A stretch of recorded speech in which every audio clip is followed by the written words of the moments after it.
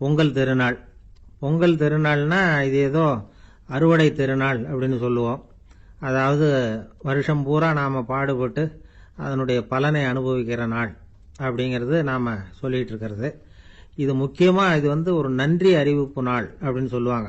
இன்னைக்கு நிறைய நன்றி அறிவிப்பு கூட்டம்லாம் நடந்துகிட்டு இருக்குல்ல, அது மாதிரி விவசாயிகள் நடத்துகிற ஒரு நன்றி அறிவிப்பு விழா இது. யாருக்கு நன்றி சொல்றாங்கன்னா ஆதவனுக்கு. அதாவது சூரியன் இல்லைன்னா விவசாயம் இல்லை. அதனால ஆதவனுக்கு நன்றி செலுத்துகிற நாளாக இந்த பொங்கல் திருநாளை நாம கொண்டாடுறோம். அதாவது இந்த பொங்கல்ல விவசாயிகள்ட்ட இருந்து நிறைய பண்புகளை நாம தெரிஞ்சுக்க வேண்டிய நாள் இது. விவசாயிகள் அவங்க விவசாயம் முன்னேறி இருக்கிற அளவுக்கு விவசாயிகளுடைய வாழ்க்கை தரம் முன்னேறல. அந்த அளவுக்கு அவர்கள் நாட்டுக்காக உழைச்சிக்கிட்டு இருக்கிறாங்க. அந்த காலத்திலே அதை பற்றி ஒரு கதை சொல்றது உண்டு. ஒரு வயசான ஆள் நிலத்தில் ஏறு உழுதுகிட்டு இருந்தாராம். கிழிஞ்சு போன ஒரு சின்ன துண்டை தான் இடுப்பில் கட்டியிருந்தாராம். தலையில் ஒரு கந்தலை சுற்றி இருந்தார். உடம்பு பூரா சேரு, ரொம்ப ஏழை. ஏறு ஓட்டிகிட்டு இருக்கிறவர் வேற எப்படி இருப்பார்? இருந்தாலும் அந்த ஆள் ரொம்ப ஜாலியாக பாட்டு பாடிக்கிட்டே ஏறு உழுதுகிட்டு இருந்தாராம். உடம்புல தான் அவர் ஏழையை தவிர மனசில் ஒரு ஏழையாக தெரியல. அந்த சமயத்தில் அந்த நாட்டு ராஜா அந்த பக்கமாக குதிரை மேலே வந்தாராம். வேட்டைக்கு போயிட்டு பரிவாரங்களோட திரும்பி வந்துகிட்டு இருக்கிறார். ரொம்ப செல்வ செழிப்புல இருக்கிற ராஜா அவர் இந்த வயசான விவசாயியை பார்த்துருக்கார். இந்த ஆள் ரொம்பவும் ஏழைங்கிறது அவர் பார்த்தாவே பளிச்சுன்னு தெரியுது. கட்டிக்கிறதுக்கு நல்ல துணி இல்லை, உடம்போ இழைச்சி போயிருக்குது, வயிறு முதுகுல போய் ஒட்டிக்கிட்டு இருக்கு, கண்ணு குழி விழுந்து போயிருக்குது. ஆனாலும் முகத்தை பார்த்தா சந்தோஷமா இருக்கிற மாதிரி இருக்கு.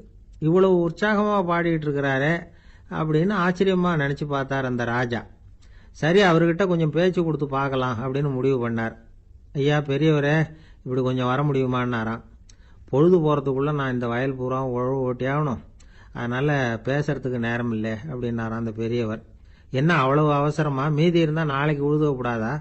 அது சரி, உனக்கு எத்தனை ஏக்கர் நிலம் இருக்குது அப்படின்னு விசாரிச்சிருக்கார் ராஜா.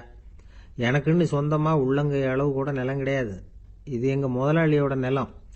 இதை பூராவும் உழுது முடிச்சாதான் அவர் கூலி கொடுப்பார். நான் கூலிக்கு உழுதுகிட்டு இருக்கிறேன். உங்ககிட்ட பேசிக்கிட்டு இருந்தா அவருக்கு துரோகம் பண்ணது மாதிரி ஆயிடும் அப்படின்னாராம். ராஜா குதிரையை விட்டு கீழே இறங்கினார். வரப்புல நடந்து அந்த பெரியவர்கிட்டயே போனாராம். சரி, ஒரு நாள் பூரா உழுதா உனக்கு எவ்வளவு கூலின்னு கேட்டிருக்கார். 8 அணா கூலி கிடைக்கும்னாராம் அவர். இது ரொம்ப காலத்துக்கு முன்னாடி நடந்த ஒரு சம்பவங்கிறதுனால அப்போ 8 அணா கூலிங்கிறது ரொம்ப பெருசு. இருந்தாலும் அதுவும் அந்த ராஜாவுக்கு பெரிய கூலியா தெரியல. இவ்வளவு தானா, இதை வச்சுக்கிட்டு நீ எப்படி காலம் தள்ளுற அப்படின்னாராம். ஒன்றும் கவலை இல்லை அப்படின்னாராம் அவர். ராஜாவுக்கு ரொம்ப ஆச்சரியமா போச்சு. 8 அணா கூலி வாங்குற இந்த ஆளு கவலை இல்லாமல் இருக்கிறார், ஏராளமான வசதியோடு இருக்கிறன்னா கவலை இல்லாமல் வாழ முடியலையே அப்படின்னு நினச்சி பார்த்துருக்கார். அது சரி, 8 அணாவில் எப்படி குடும்பம் நடத்துகிற அப்படின்னு கேட்டாராம். எனக்கு கிடைக்கிற 8 அணாவில் 2 அணா குடும்பத்துக்கு செலவழிக்கிறேன், 2 அணா பழைய கடனுக்கு கொடுக்குறேன், 2 அணா தர்மம் செய்கிறேன், 2 அணா வட்டிக்கு கொடுக்குறேன், ஒரு குறையும் இல்லைன்னாராம். ராஜாவுக்கு ஒன்றும் புரியல. எனக்கு ஒன்றும் புரியலையேன்னு இருக்கார். ஐயா, எனக்கும் என் மனைவிக்கும் 2 அணா செலவாகுது. வயசான அம்மா அப்பா இருக்கிறாங்க, சின்ன வயசுல என்னை காப்பாத்தினவங்க அவங்க. அந்த கடனுக்கு 2 அணா செலவாகுது, அது பழைய கடன். என் தங்கச்சி ஒருத்தி ஆதரவு இல்லாத நிலைமையில தன்னுடைய மகனோட என் வீட்டில் இருக்கிறா. அவளுக்கும் அவள் மகனுக்கும் 2 அணா செலவு பண்றேன், அது தர்மம். எனக்கு 2 பிள்ளைங்க இருக்கிறாங்க, அவங்களுக்கு 2 அணா செலவு பண்றேன், அது வட்டிக்கு கொடுக்கறது மாதிரி. பிற்காலத்தில் அவங்க எங்களை காப்பாற்றுவாங்க. அந்த வகையில் நான் திருப்தியோடு வாழ்ந்துகிட்டு இருக்கிறேன் அப்படின்னாராம். ராஜாவுக்கு அர்த்தம் புரிய ஆரம்பிச்சுதான். அந்த பெரிய நிலத்தை விலை கொடுத்து வாங்கி அந்த பெரியவருக்கே தானமாக கொடுத்துட்டாராம். இப்போ உழுதவருக்கே நிலம் சொந்தமாயிட்டுது. அன்னையிலேருந்து அரசனுக்கும் ஆறுதல் கிடைச்சுதான். இப்படி ஒரு கதை சொல்லுவாங்க. 8 அணா வருமானத்தை வச்சுக்கிட்டு எப்படி காலத்தை தள்ளுறதுன்னு சொல்றதுக்காக இந்த கதையை சொல்றதாக யாரும் தப்பா நினைச்சுக்க கூடாது. கிடைக்கிறத எப்படி பங்கு போடுறார், எப்படி திருப்தியா வாழறார் அப்படிங்கிறது தான் முக்கியம். அது மாதிரி இன்றைக்கு இந்த பொங்கல் திருநாள்ல உழவர்கள் மனசு மகிழ்ச்சியா இருந்ததுன்னா அது எல்லாரும் மகிழ்ச்சியா இருக்கிறது மாதிரி அர்த்தம். அதனால அவர்கள்ட்ட இருந்து நாம பாடம் கத்துக்கணும். சில உழவர்கள் தங்கள் நிலத்துல விளையறத தாங்கள் சாப்பிட மாட்டாங்க, அடுத்தவங்கள்ட்ட வித்துட்டு சந்தையில போய் வேற அரிசி வாங்கிட்டு வந்து தான் இவங்க சாப்பிடுவாங்க. அப்படிப்பட்ட விவசாயிகள்லாம் இது உண்டு. பங்கிடுகிற பண்பை உழவர்கள்ட்ட இருந்து கற்றுக்கொள்ளுங்கள் அப்படிம்பாங்க. ஒரு ஆள் நிம்மதியா மகிழ்ச்சியா இருந்தானா, உங்க நிம்மதிக்கும் மகிழ்ச்சிக்கும் என்ன காரணம்னு கேட்டிருக்காரு இன்னொருத்தர். என்கிட்ட இருந்தது பூராவையும் என் பிள்ளைங்களுக்கு சமமா பங்கு போட்டு கொடுத்துட்டேன், எனக்குன்னு எதுவுமே வச்சுக்கல, அதுதான் நிம்மதிக்கு காரணம்ன்றிருக்கான். உங்ககிட்ட இருந்தது எவ்வளவு இருந்தது அப்படின்னு கேட்டிருக்காரு அவரு. மொத்தமாக ஒரு 50,000 ரூபா இருக்கும் அப்படின்னு இருக்கான். அவ்வளவும் பணமாகவே இருந்ததா அப்படின்னு கேட்டிருக்காங்க அவங்க. இல்லைங்க, அவ்வளவும் கடன், அதை தான் பிரித்து கொடுத்துருக்கேன் பிள்ளைங்க கிட்ட அப்படின்னு நானும். அவன் ஜென் துறவி, அவருக்கு ரொம்ப வயசாயிட்டுது, கடைசி காலம். நண்பர்களையெல்லாம் கூப்பிட்டார். நண்பர்களே, நான் வித்தியாசமான முறையில் சாகணும்னு ஆசைப்படுறேன், அதுக்கு ஏதாவது யோசனை சொல்லுங்களேன் அப்படின்னு கேட்டாராம். நண்பர்கள் சிரித்தாங்க. என்ன பேச்சு பேசுகிறீங்க, சாவறதுங்கிறது என்ன விளையாட்டு கத்தனமான காரியமா அப்படின்னு கேட்டிருக்காங்க. அந்த துறவி கொஞ்ச நேரம் யோசனை பண்ணார். அப்புறம் கேட்டாராம், இது வரைக்கும் யாராவது நடந்துக்கிட்டே இறந்துருக்குறாங்களா அப்படின்னாராம். எல்லாரும் இல்லைன்னாங்களாம். ஒருத்தர் மட்டும் சொல்லியிருக்கார், அப்படியும் ஒருத்தர் இறந்துருக்கிறதாக ஒரு கதையில் படிச்சிருக்கிறேன், ஒரு ஞானியால் தான் அப்படியெல்லாம் செய்ய முடியும் அப்படின்னு அவர் சொன்னாராம். சரி, அப்படின்னா அந்த முறை நமக்கு வேணாம், நின்றுக்கிட்டே யாராவது உயிரை விட்டுருக்காங்களா அப்படின்னு விசாரிச்சாராம். அப்படியும் ஒருத்தர் இறந்துருக்கிறார் அப்படின்னாங்களாம். மறுபடியும் அந்த துறவி யோசனை பண்ணியிருக்கிறார். ஏதாவது வித்தியாசமான முறையில் நாம் போகணும் அப்படிங்கிறது அவருடைய விருப்பம். மனிதன் எப்படி வாழ்கிறானோ அப்படி இறப்பது தான் நல்லது. சரி, யாராவது தலைகீழாக யோகம் செய்யும் நிலையில் இறந்துருக்கிறாங்களா அப்படின்னு விசாரிச்சாராம். நண்பர்கள் சிரித்தாங்க. தலைகீழாக நின்னபடி இறந்ததாக நாங்கள் கேள்விப்பட்டதே இல்லை, அது முடியாத காரியம் அப்படின்னு இருக்காங்க. இப்போ அந்த துறவிக்கு திடீர்னு உற்சாகம் வந்துட்டுது. உடனே எழுந்திரிச்சார், தலைகீழாக நின்னார், அப்படியே உயிரை விட்டுட்டார். அவ்வளோதான். அந்த மடாலயத்தில் ஒரே குழப்பம், எப்படி அவரை கீழே இறக்கி படுக்க வைக்கிறது அப்படின்னு புரியல. இப்படி உயிர் விடுறதை பற்றி அவங்க இதுவரைக்கும் கேள்விப்பட்டதும் இல்லை. உண்மையிலேயே இவர் இறந்து தான் போனாராங்கிறதும் தெரியல. சோதித்து பார்த்தாங்க. இதய துடிப்பு, நாடி துடிப்பு எல்லாம் நின்று போயிருந்தது. இவர் எப்பவும் இப்படி தான், என்ன பண்ணுறது இப்போ அப்படின்னு சொல்லி எல்லாரும் குழம்பிக்கிட்டு இருக்கிற சமயத்தில் ஒரு பெரியவர் யோசனை சொன்னார். இந்த துறவியோட மூத்த சகோதரி பக்கத்து மடாலயத்தில் இருக்கிறாங்க, அவங்கள இங்கே அழைச்சிட்டு வந்தால் ஏதாவது வழி கிடைக்கும் அப்படின்னார். அந்த அம்மாவுக்கு 90 வயசு. அழைச்சிட்டு வந்தாங்க. ஒரு குச்சியை ஊன்றிக்கிட்டு அப்படியே மெதுவாக நடந்து வந்தாங்க. தம்பி, தலைகீழாக நின்று உயிர் விட்டு இறக்கிறத பார்த்தாங்க. தம்பின்னு கூப்பிட்டு பார்த்தாங்க, ஒன்றும் காணோம். உடனே என்ன பண்ணாங்க, தன்னுடைய கைத்தடியால் தம்பியோட உடலை ஒரு தட்டு தட்டினாங்க. ஏப்பா, சாகிறப்பவும் உன்னுடைய குறும்புத்தனத்தை விடலையா, இப்படியாடா சாகிறது, ஒழுங்காக செத்து தொலை அப்படின்னாங்களாம். அவ்வளவுதான். உடனே அந்த துறவி திரும்பி நேராக நின்னார். அக்கா, கோவப்படாத, நான் ஒழுங்காக சாகிறேன், எப்படி செத்தா என்ன, எல்லாம் எனக்கு ஒன்று தான் அப்படின்னு சொல்லிவிட்டு அப்படியே தரையில் படுத்து உயிரை விட்டாராம். அதுக்கப்புறம் அந்த அம்மா கோலை கையில் எடுத்துக்கிட்டு அப்படியே திரும்பி கூட பார்க்காம அவங்க பாட்டுக்கு போயிட்டாங்களாம். மரணத்தை ஒரு விளையாட்டாக ஆக்கிய அந்த துறவிக்கு வாழ்க்கையே ஒரு விளையாட்டாக தான் இருந்திருக்குது. எந்த நோக்கமும் இல்லாமல் செயல்படுறதுன்னா என்னங்கிறதும் அவருக்கு தெரிஞ்சிருக்குது. பயனை எதிர்பார்க்காம பணி செய்து வாழ்ந்து மறைந்த மகான் அவர். தம்முடைய தொழிலை விளையாட்டு போல செய்ய தெரிஞ்சவருக்கு வாழ்க்கையே ஒரு விளையாட்டாக மாறிடும். எல்லாமே விளையாட்டாகி விடுகிற போது மரணமும் விளையாட்டாகிவிடும் அப்படிங்கிறது தான் அந்த தத்துவம். ஆனால் அதுக்கு முன்னாடி உங்களுக்குள்ளே இருக்கிற உண்மையான நடிகனை நீங்கள் அடையாளம் கண்டுபிடிக்கணும். நீங்கள் நடிக்க வேண்டியதே இல்லை, நீங்கள் ஏற்கனவே நடிச்சுக்கிட்டு தான் இருக்கிறீங்க. நீங்கள் இந்த உண்மையை தெரிஞ்சுக்கணும், அவ்வளவுதான். இதுதான் ஞானிகளுடைய கருத்து. நீங்கள் தெருவில் நடந்து போயிட்டு இருக்கிறீங்க, எதிரில் வர்றவர் உங்களை பார்த்து எப்படி இருக்கிறீங்கன்னு கேட்குறார். நல்லா இருக்கிறேங்கிறீங்க. உண்மையிலேயே நாம் நல்லா இருக்க மாட்டோம், ஏதாவது உடம்புல கோளாறு இருக்கும். ஆனால் அப்படி சொல்லுவோம், நல்லா இருக்கிறேன் அப்படின்னு. அது நடிப்பு தானே. உங்களை சந்தித்ததில் ரொம்ப மகிழ்ச்சி அப்படின்னு சொல்கிறோம். உடனே கொஞ்சம் நிதானமாக யோசிச்சு பாருங்கள், உண்மையிலேயே உங்கள் மனசு மகிழ்ச்சி அடைஞ்சுட்டுதா? அது நடிப்பு தானே. வாழ்க்கையை சரியாக புரிஞ்சுக்கிட்டா எல்லாமே நடிப்புங்கிறது புரியும். கல்யாண பத்திரிக்கை அனுப்பியிருந்தேனே, ஏன்டா வரலன்னு கேட்டான் ஒருத்தன். வந்திருந்தேனே அப்படின்னானா இவன். டேய், ஏன்டா போய் சொல்கிற, நான் பத்திரிக்கையே உனக்கு அனுப்பலையே அப்படின்ட்டுருக்கான் அவன்.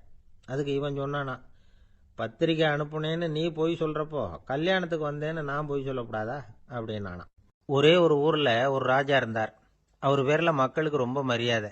அவ்வளவு நல்லா ஆட்சி புரிஞ்சுக்கிட்டு வந்தார். அவருக்கு வயசாயிட்டுது. அதனால் ஒரு நாள் அமைச்சரை கூப்பிட்டார். இதை பாருங்கள், எனக்கு வயசாயிட்டுது, அதனால் இந்த அரச பொறுப்பையெல்லாம் நீங்கள் ஏற்றுக்குங்க அப்படின்னார். அதுக்கப்புறம் ராணியை கூப்பிட்டார். வா, நாம் இனிமேல் இங்கே இருக்க வேணாம், காட்டுக்கு போய் தவம் பண்ணலாம் அப்படின்னு கூப்பிட்டார். இந்த செய்தி மக்களுக்கு அறிவிக்கப்பட்டது. மக்கள் உடனே கூட்டம் கூட்டமாக அரண்மனைக்கு வர ஆரம்பிச்சுட்டாங்க. மன்னரை போய் பார்க்குறாங்க. அரசே, தாங்கள் எங்களுக்கு தந்தை மாதிரி. நீங்கள் காட்டுக்கு போயிட்டா நாங்கள்லாம் இங்கே எப்படி இருக்க முடியும்? எங்களுக்கெல்லாம் எந்த துன்பமும் இல்லாமல் பார்த்துக்கிட்டு வர்றீங்க. இது மாதிரியான ஒரு அரசாட்சி இல்லைன்னா மக்கள் வாழ்ந்து என்ன பயன் அப்படின்னாங்க. இருந்தாலும் என்ன பண்ணுறது, வயசாயிட்ட காரணத்தினால இந்த முடிவுக்கு வர வேண்டியிருக்குது அப்படின்னாரா ராஜா. அப்படின்னா நீங்கள் காட்டுக்கு போக வேணாம், நாங்கள் போகிறோம். நாங்கள் அங்கே போய் தவம் பண்ணுறோம், வழிபாடு பண்ணுறோம். கடவுள் வருவார், அவர்கிட்ட வரம் வாங்கிட்டு வந்துடுறோம் அப்படின்னாங்களாம். அப்படி சொல்லிவிட்டு உடனே எல்லாரும் காட்டுக்கு போனாங்க. நாட்டு மக்கள் எல்லாரும் ஒட்டு மொத்தமாக காட்டில் உட்காந்துக்கிட்டு தவம் பண்ணுறதை பார்த்தார் கடவுள். உடனே புறப்பட்டு வந்தார். எல்லாரும் இப்படி உட்காந்துருக்கிறீங்களே, என்ன வேணும் உங்களுக்கு அப்படின்னு கேட்டார். உடனே மக்கள் எல்லாரும் ஒரு குரலில் சொன்னாங்க, சுவாமி, எங்கள் மன்னன் ரொம்ப நாளைக்கு நல்லபடியாக இருக்கணும். அவர் மகிழ்ச்சியாகவும் உடல் நலத்தோடும் இருந்தாதான் நாங்கள் அமைதியாக வாழ முடியும் அப்படின்னாங்க. சரி, அதுக்கு என்ன செய்யணும் அப்படின்னார் ஆண்டவன். எங்கள் மன்னருக்கு இன்னும் ஒரு 100 வருஷம் ஆயுளை கொடுங்க அப்படின்னாங்க. அவ்வளவு தானே, சரி அப்படியே ஆகட்டும் அப்படின்னு சொல்லிவிட்டு ஆண்டவன் போயிட்டார். மக்கள் மகிழ்ச்சியோடு திரும்பி வந்தாங்க. மன்னா, கடவுள் வரம் கொடுத்துட்டார், நீங்கள் 100 வருஷம் வாழ போகிறீங்க அப்படின்னாங்க. இதை கேட்டதும் ராணி ராஜாவை வணங்கி நான் தவம் செய்ய போகிறேன் அப்படின்னு புறப்பட்டாங்க. உடனே மக்கள் என்ன நினச்சாங்க தெரியுமா? ஐயோ, நாம் ராஜாவுக்கு மட்டும்தானே நீண்ட ஆயுள் வேணும்னு வரம் வாங்கினோம், ராணிக்கு வாங்கலையே, அதுதான் கோபத்தில் புறப்பட்டாங்க போல இருக்கு அப்படின்னு நினச்சி வருத்தப்பட்டாங்க. ஆனால் ராணி நினச்சது அது இல்லை.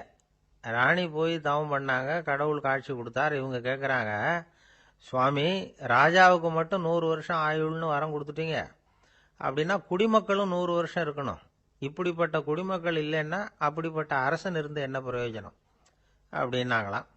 ஆண்டவன் பார்த்தார், சரி அவங்களும் 100 வருஷம் வாழ்வாங்க, அது மட்டும் இல்லை, நீயும் 100 ஆண்டு காலம் வாழ வரமளிக்கிறேன் அப்படின்னு சொல்லிவிட்டு மறைஞ்சிட்டார். இதில் ஆண்டவன் வர்றதும் மறையிறதும் முக்கியம் இல்லை. இதில் கவனிக்க வேண்டியது ஆள்கிறவனின் விசாலமானம், குடிமக்களின் விசாலமானம், ஆள்கிறவன் மனைவியினுடைய விசாலமானம். இப்படி ஒரு நாடு இருந்துட்டுதுன்னா எப்படி இருக்கும் வாழ்க்கை நினச்சி பாருங்க.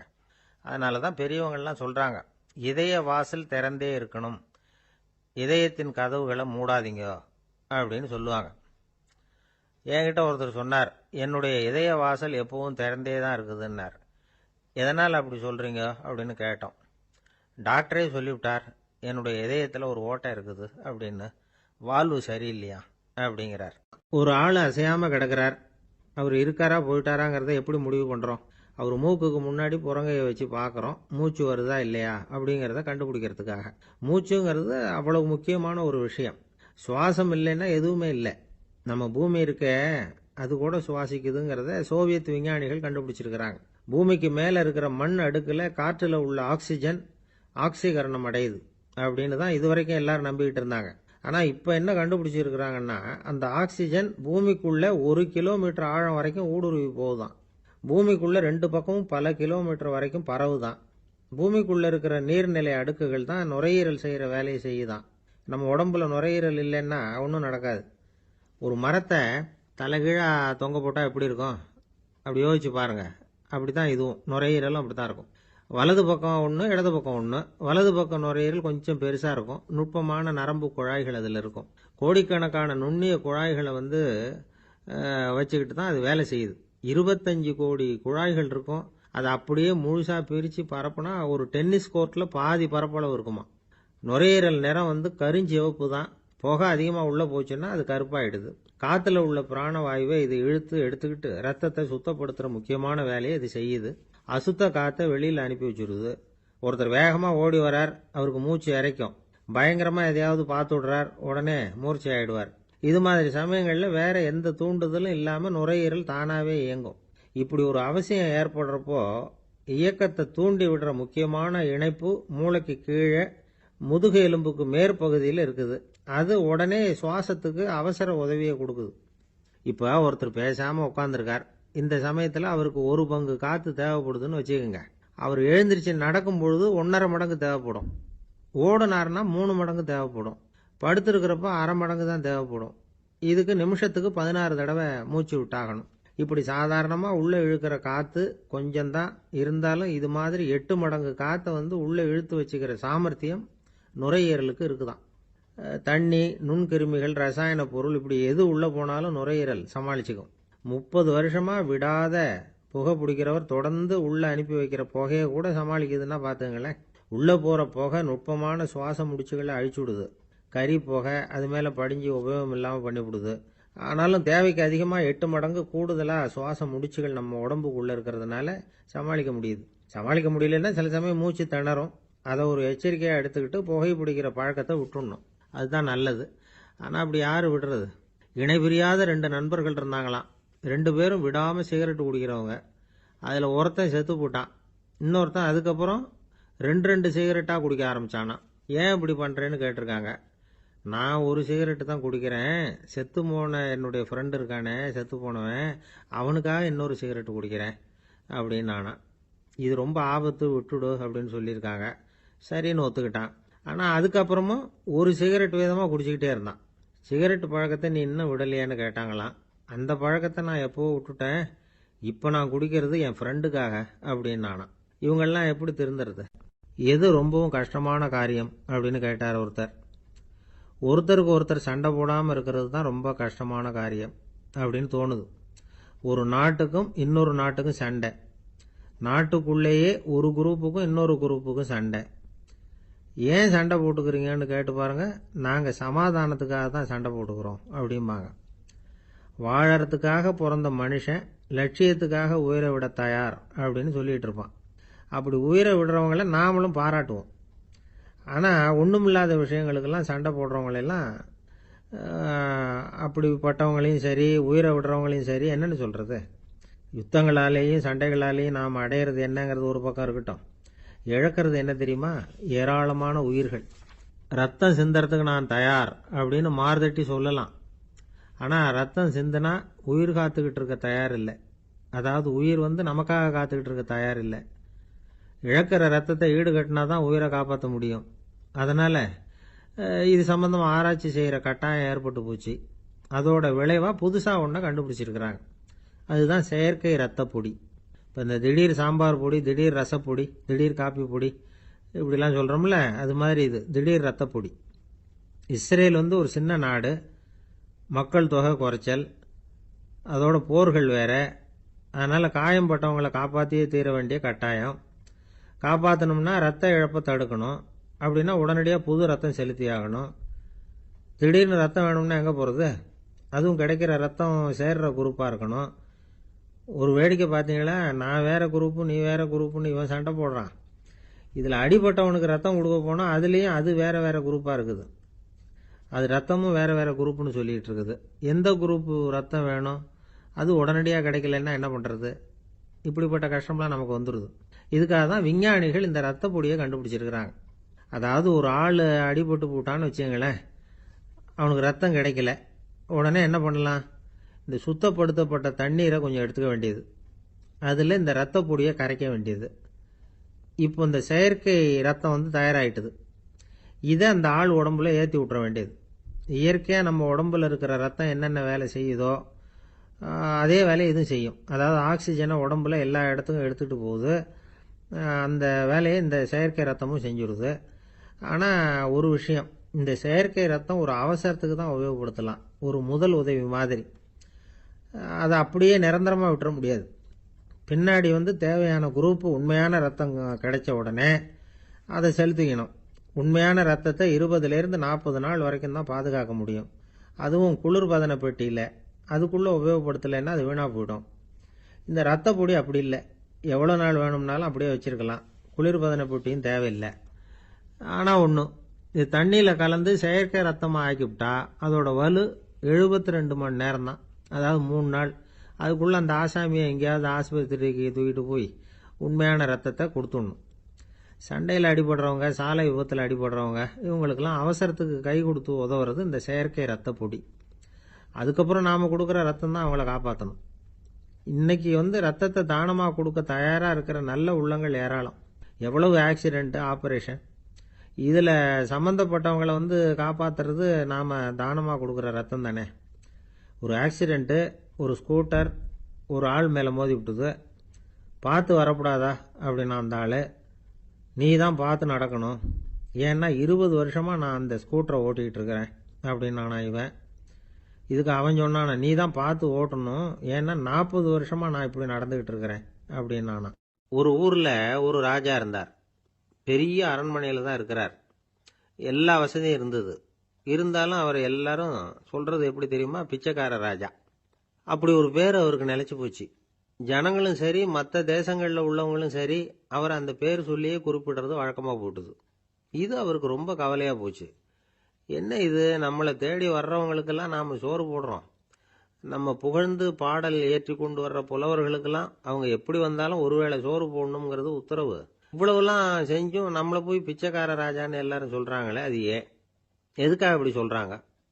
இதுதான் ராஜாவுக்கு குழப்பம். சரி, இதை பத்தி நம்ம அமைச்சர்கள் கிட்ட கேட்கலாமா அப்படின்னு யோசனை பண்ணார். இந்த விஷயத்தை போய் அவங்க கிட்ட எப்படி கேட்கறதுன்னு அவருக்கு தயக்கமா இருந்தது. கௌரவ குறைச்சலா தெரிஞ்சுது அவருக்கு. சரி, சாதாரண குடிமக்கள் கிட்ட இதை பத்தி கேட்கலாமா அப்படின்னு யோசனை பண்ணார். கேட்கலாம், ஆனா அவங்க யாரும் ராஜா முன்னாடி வந்து நின்று தைரியமா பேசக்கூடிய அளவுக்கு இல்லை. ராஜாவோட குழப்பம் நாளுக்கு நாள் அதிகமாக போச்சு.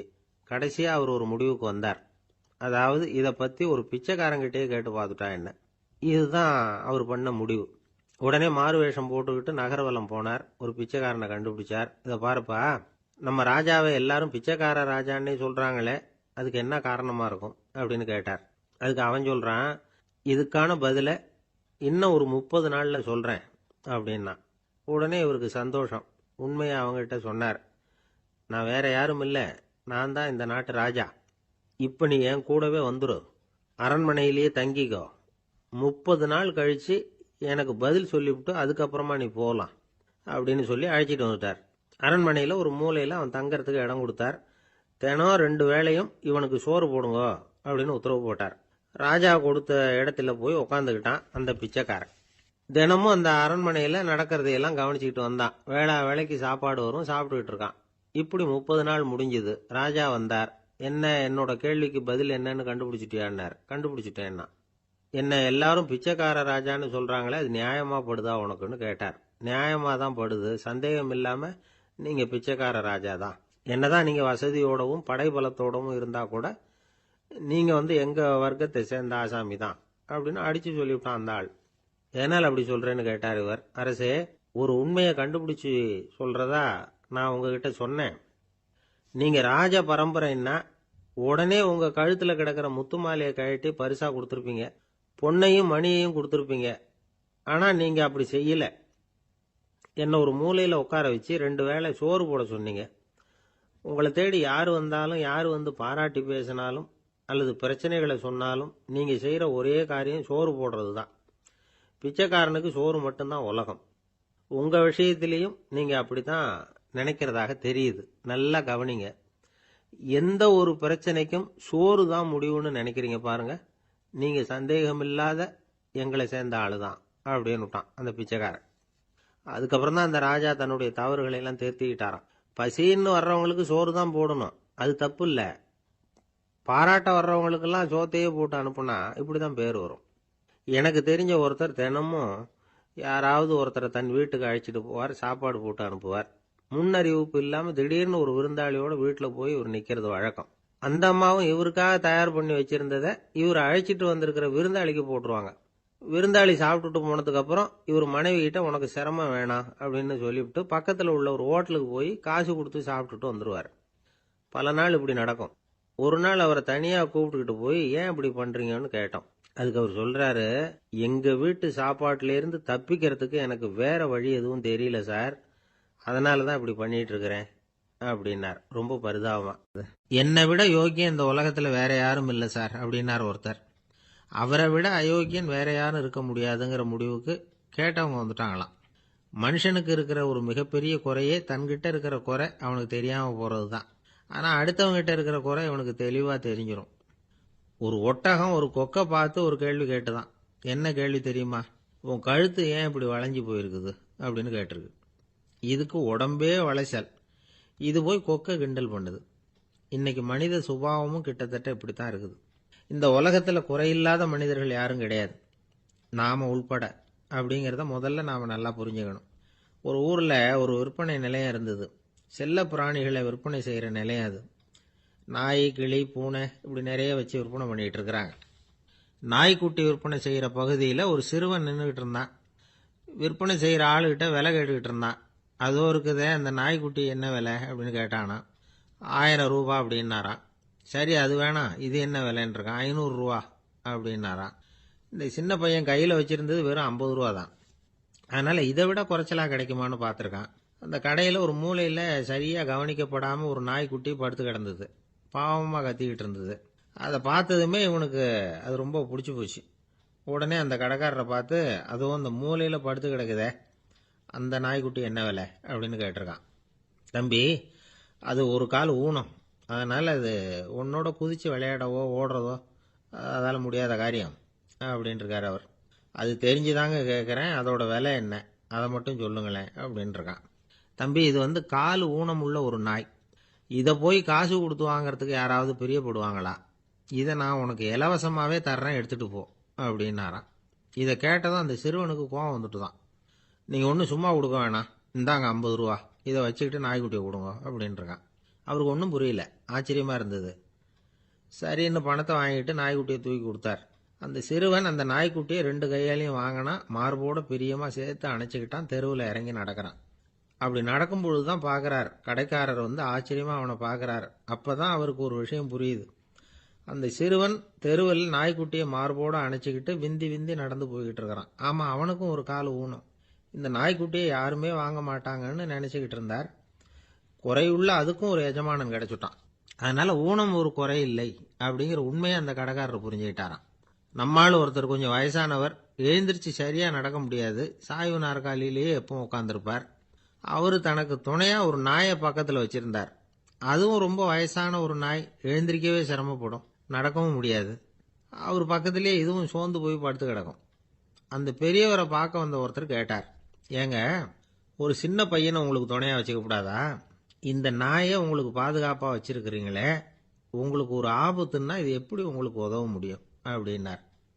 அப்போ அவர் சொன்னாராம், எனக்கு ஒரு ஆபத்துன்னா அந்த சமயத்தில் இந்த நாய் என்னை தனியாக விட்டுட்டு ஓடி போயிடாமல் இருக்கணும்ல, அதுக்காக தான் இதை நான் வச்சிருக்கிறேன் அப்படின்னாராம். நம்மளில் சில பேர் ரொம்ப தைரியமாக இருப்பாங்க.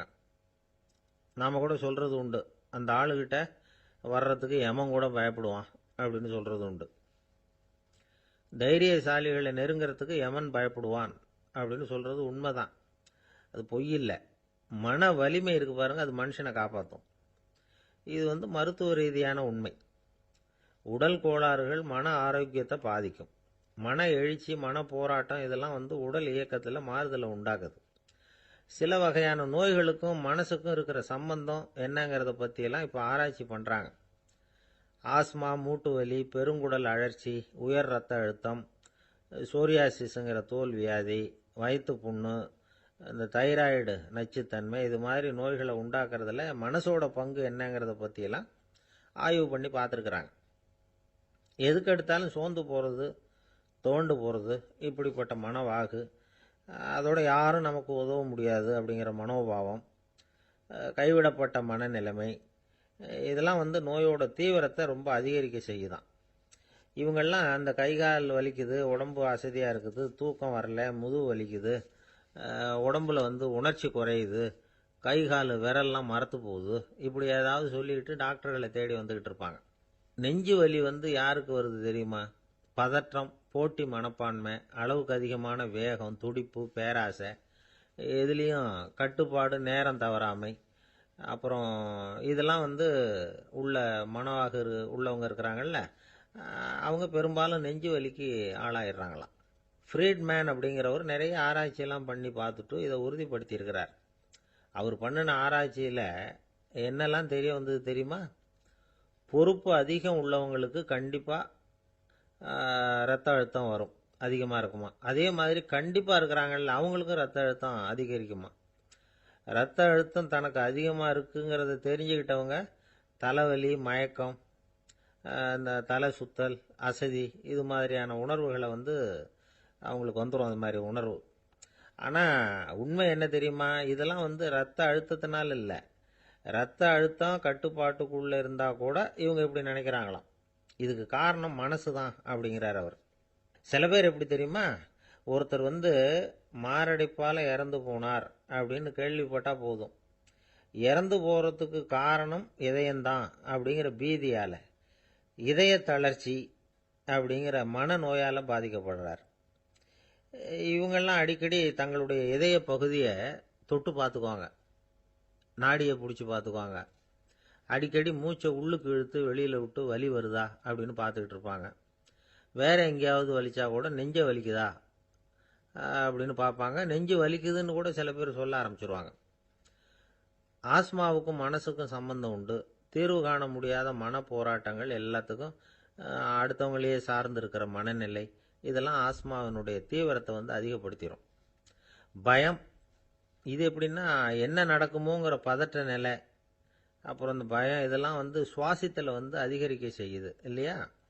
இதனால ரத்தத்தின் காரத்தன்மை அதிகமாகி நோயின் தீவிரமும் அதிகமாகுது.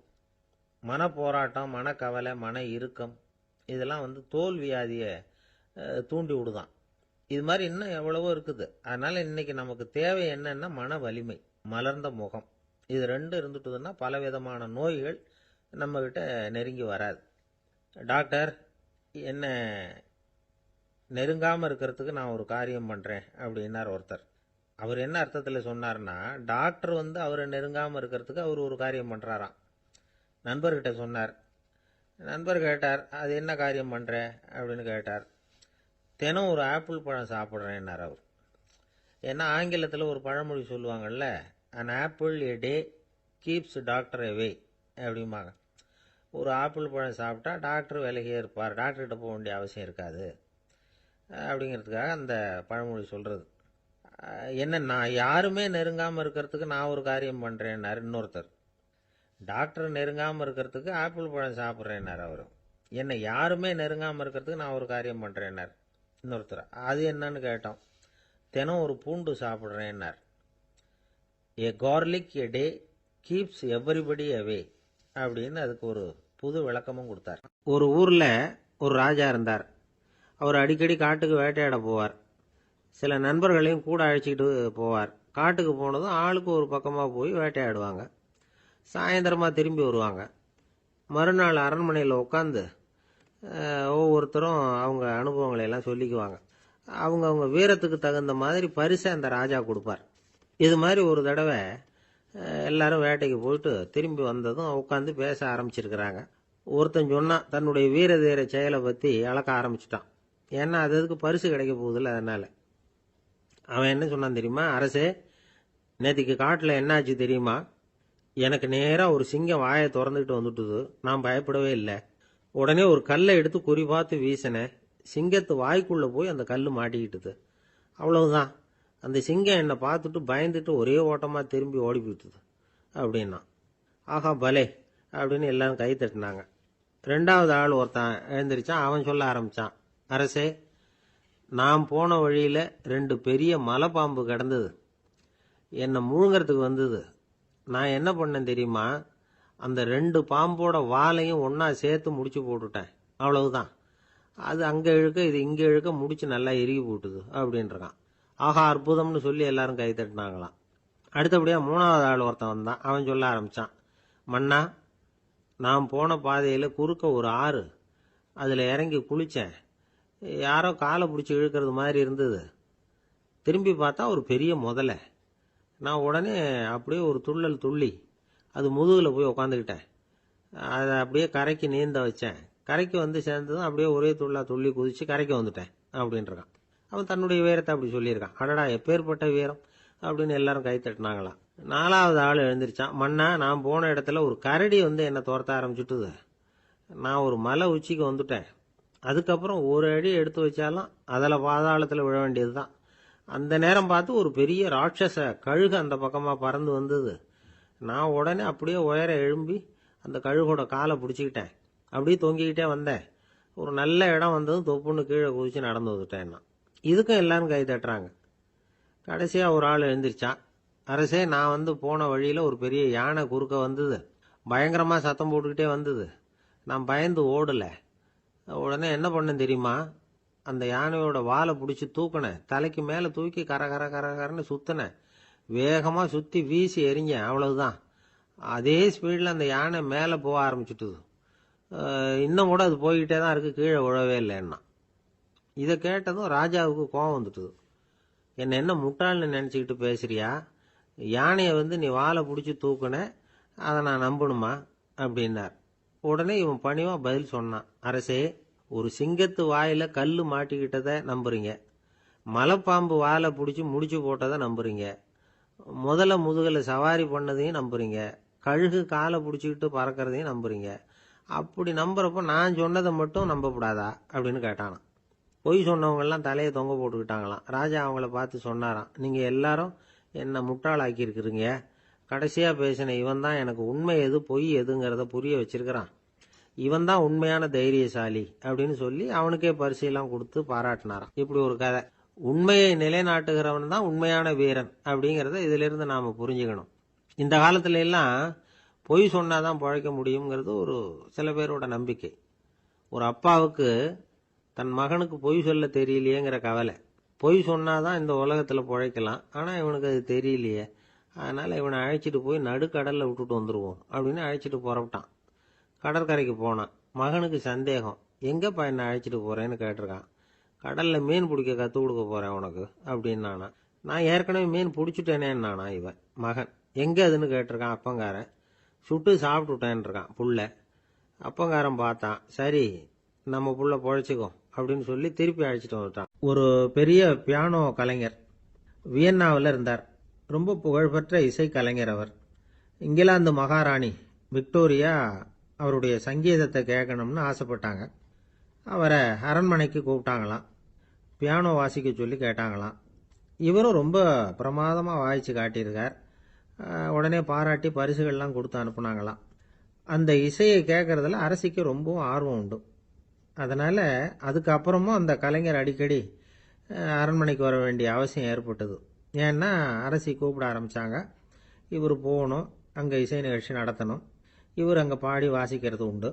ஒரு தடவை மகாராணி அவரை பார்த்து, உங்கள் நாட்டு தேசிய கீதம் பாடுங்களேன் அப்படின்னு கேட்டாங்களாம். உடனே அவர் தன்னுடைய நாடான ஆஸ்திரியாவின் தேசிய கீதத்தை பாடியிருக்கிறார். அவர் பாட ஆரம்பித்த உடனே மகாராணி எழுந்திரிச்சு நின்னாங்களாம். அதுக்கு மரியாதை செலுத்துகிற நோக்கத்தோட பாட்டு முடிகிற வரைக்கும் அப்படியே நின்றுக்கிட்டு இருந்தாங்களாம். இதுதான் அந்த அரசியினுடைய பெருந்தன்மை. அதாவது நாட்டுப்பற்றுங்கிறது அந்த அளவுக்கு அப்படி இருக்கணும். இப்படி ஒரு அரசியே நம்ம நாட்டு தேசிய கீதத்துக்கு எழுந்திரிச்சு நின்று மரியாதை செலுத்துகிறாங்க அப்படிங்கிறத புரிஞ்சுக்கும் பொழுது அந்த முதிய கலைஞரின் மகிழ்ச்சிக்கு அளவே இல்லையாம். அதுக்கப்புறம் அந்த பியானோ கலைஞர் ஒரு நாள் தன்னுடைய நண்பர் ஒருத்தர்கிட்ட பேசிக்கிட்டு இருந்தாராம். அப்போ சொன்னாராம், மகாராணியார் எனக்கு எவ்வளவோ பரிசுகள்லாம் கொடுத்துருக்குறாங்க. ஒரு தடவை எனக்கு வைரக்கல் பதித்த அணி ஒன்றை கூட பரிசாக கொடுத்தாங்க. ஆனால் அதை விட உயர்ந்த விலை மதிக்க முடியாத அணி என்ன தெரியுமா? நான் என்னுடைய நாட்டு தேசிய கீதத்தை நான் பாடுறப்போ அவங்க எழுந்திரிச்சு நின்று மரியாதை செலுத்தினாங்களே, அதுதான் எனக்கு கிடைச்ச மிகப்பெரிய பரிசு அப்படின்னாராம். எனக்கு தெரிஞ்ச சங்கீத வித்வான் ஒருத்தர் இருக்கார். சமீபத்தில் ஒரு நாள் அவரை பார்த்தேன். எப்படி போயிட்டுருக்கு உங்கள் தொழில் அப்படின்னு கேட்டேன். ரொம்பவும் வித்தியாசமாக போயிட்டுருக்குங்க அப்படின்னார். என்ன சொல்கிறீங்க அப்படின்னேன். முன்னாடியெல்லாம் நான் பாடினா எதிரில் இருக்கிறவங்க தான் எழுந்திரிச்சு போயிட்டு இருந்தாங்க. இப்போ எப்படின்னா நான் பாட ஆரம்பிச்சுட்டா உடனே பக்கவாத்தியக்காரனே எழுந்திரிச்சு போயிடுறான் அப்படின்னார் ரொம்ப வேதனையோட. அளவுக்கு மிஞ்சினால் அமிர்தமும் நஞ்சு அப்படின்னு சொல்லுவாங்க. அது உண்மைதான். ஒருத்தருக்கு அளவுக்கு மீறிய புகழ் வந்துட்டுதுன்னு வச்சுங்க, அது கூட ஆபத்தாக போயிடுறது உண்டு. பழங்காலத்துல எல்லாம் கிரேக்க தேசத்தில் ஒரு பழக்கம் உண்டாம். அதாவது யாராவது ஒருத்தரை நாடு கடத்தணும்னா அதுக்கு ஒரு வழி உண்டு. அதாவது ஒருத்தரை நாடு கடத்தணும்னு மக்கள் விரும்புகிறாங்கன்னு வச்சுங்களேன், அவர் பேரை ஒரு மண்பாண்ட ஓட்டுச்சில்லில் எழுதி அதை ஒரு குறிப்பிட்ட பொது இடத்துல போட்டுற வேண்டியது, அவ்வளவுதான். இது மாதிரி பல பேர் போட்டுக்கிட்டே இருப்பாங்க. எல்லாம் அப்படியே குவிஞ்சு போயிடும். அந்த ஓட்டாஞ்சில்லு குவியலில் யாருடைய பேர் அதிகமாக இருக்குதோ அந்த நபரை ஒரு 10 ஆண்டுகள் நாடு கடத்தி விடுவாங்க. இது அந்த ஊர் வழக்கமாக. ஒரு நாள் அந்த குவியலுக்கு பக்கத்தில் ஒரு ஆள் நின்றுக்கிட்டு இருக்கிறான். அவன் கையில் ஒரு ஓட்டாஞ்சில்லு வச்சிருக்கிறான். அதில் யாரோட பேரையோ எழுதணும், எழுதி அந்த இடத்துல போடணுங்கிறது அவன் ஆசை. ஆனால் அவன் படிக்காதவன், அதனால் எழுத தெரியல. யாராவது அந்த வழியாக வர்றாங்களான்னு பார்த்துக்கிட்டே நின்றுக்கிட்டு இருந்தான். ஒரு பெரியவர் வந்துக்கிட்டு இருந்தார். அவர்கிட்ட ஓடினான். கையில் இருந்த மண்பாண்ட சில்லை கொடுத்தான். ஐயா, இதில் ஒரு பேர் எழுதி கொடுங்களேன்னா. அந்த பெரியவர் அதை வாங்கி கையில் வச்சுக்கிட்டு, என்ன பேர் எழுதணும் சொல்லு அப்படின்னா. இவன் சொன்னான், அரிஸ்டைடிஸ் அப்படின்னு எழுதுங்க அப்படின்னா. இதை கேட்டதும் அந்த பெரியவருக்கு அதிர்ச்சி. ஏன்னா அவர் தான் அரிஸ்டைடிஸ், தத்துவ மேதை அரிஸ்டைடிஸ் அவர். இருந்தாலும் நான் தான் அதுங்கிறத காட்டிக்காம அந்த ஆளுகிட்ட கேட்டார். அது சரிப்பா, அரிஸ்டைடிஸ்ங்கிற பேரை எழுத சொல்ற, அவர் உனக்கு என்ன கெடுதல் பண்ணார்? அவர் பேரை இதில் எழுத சொல்றியே அப்படின்னு கேட்டிருக்கார். அதுக்கு இவன் சொன்னானா, அவர் எனக்கு எந்த கெடுதலும் பண்ணல, அவரை நான் பார்த்தது கூட இல்லை அப்படின்ட்டுருக்கான். அப்புறம் எதுக்காக அவரை நாடு கடத்தணும்னு நீ ஆசைப்படுற அப்படின்னு கேட்டிருக்கார். இப்போ அந்த ஆள் சொல்கிறான், அரிஸ்டைடஸை பற்றி எல்லாரும் பேசுகிறாங்க, அவர் ரொம்ப நல்லவர், அவர் ஒரு பெரிய அறிவாளிங்கிறாங்க, அவர் ஒரு பெரிய வள்ளல், பேரறிஞர், இப்படி எல்லாரும் சொல்கிறத கேட்டு கேட்டு எனக்கு ரொம்ப அலுத்து போயிட்டுது, அதனால தான் வெறுப்பாயிட்டேன் அப்படின்னு நானும். இதிலேருந்து என்ன தெரியுது? நாம் நல்லவனாக இருக்கிறதுல ஒன்றும் இடைஞ்சல் இல்லை. ஆனால் நம்மளை நல்லவன் நல்லவன் எல்லாரும் சொல்ல ஆரம்பிச்சிட்டாங்கன்னு வச்சுக்கோங்க, அப்போ இடைஞ்சல் ஆரம்பம்னு அர்த்தம். எதுவுமே அளவுக்கு மிஞ்சி போகாமல் பார்த்துக்க வேண்டியது ரொம்ப அவசியம். அளவுக்கு அதிகமாக ஆசைப்படாதவங்களில் ஆப்ரஹாம் லிங்கனும் ஒருத்தரான். அவர் ஒரு தடவை தன்னுடைய நண்பர்கள்கிட்ட பேசிக்கிட்டு இருந்தாராம். ஒருத்தர் கேட்டிருக்கார், ஒரு மனுஷனுக்கு கால்கள் எவ்வளவு உயரம் இருக்கணும் அப்படின்னு கேட்டாராம். இதுக்கு ஆப்ரஹாம் லிங்கன் சொன்னாராம், அது என்ன, இடுப்புலேருந்து தரையை தொடுற அளவுக்கு உயரம் இருந்தால் போதும் அப்படின்னாராம். காசி மாநகரத்தை பிரம்மதத்தன் அப்படிங்கிற ராஜா ஆட்சி பண்ணிட்டு வந்தார். அவர் ஒவ்வொரு வருஷமும் ஒரு திருவிழா நடத்துறது வழக்கம். எல்லா தேசத்திலிருந்தும் எல்லா வகையான ஜனங்களும் அதில் கலந்துக்குவாங்க. ஒரு சமயம் அது மாதிரி விழா நடந்துக்கிட்டு இருந்தது. வைகுண்டத்திலிருந்து தேவலோகத்திலிருந்து நிறைய தேவகுமாரர்கள்லாம் காசி நகருக்கு அப்போது வந்திருந்தாங்க. அதில் முக்கியமாக ஒரு 4 தேவகுமாரர்கள், அந்த 4 பேரையும் சுற்றி ஏகப்பட்ட கூட்டம். அப்படி என்ன விசேஷம் அவங்கக்கிட்ட அப்படின்னா, மற்றவங்கள விட அவங்க முகம் அழகாக இருந்ததா அப்படி பார்த்தா அப்படியும் இல்லை. அவங்க அணிஞ்சிருந்த மலர் மாலைகள் தான் அதுக்கு காரணமாக.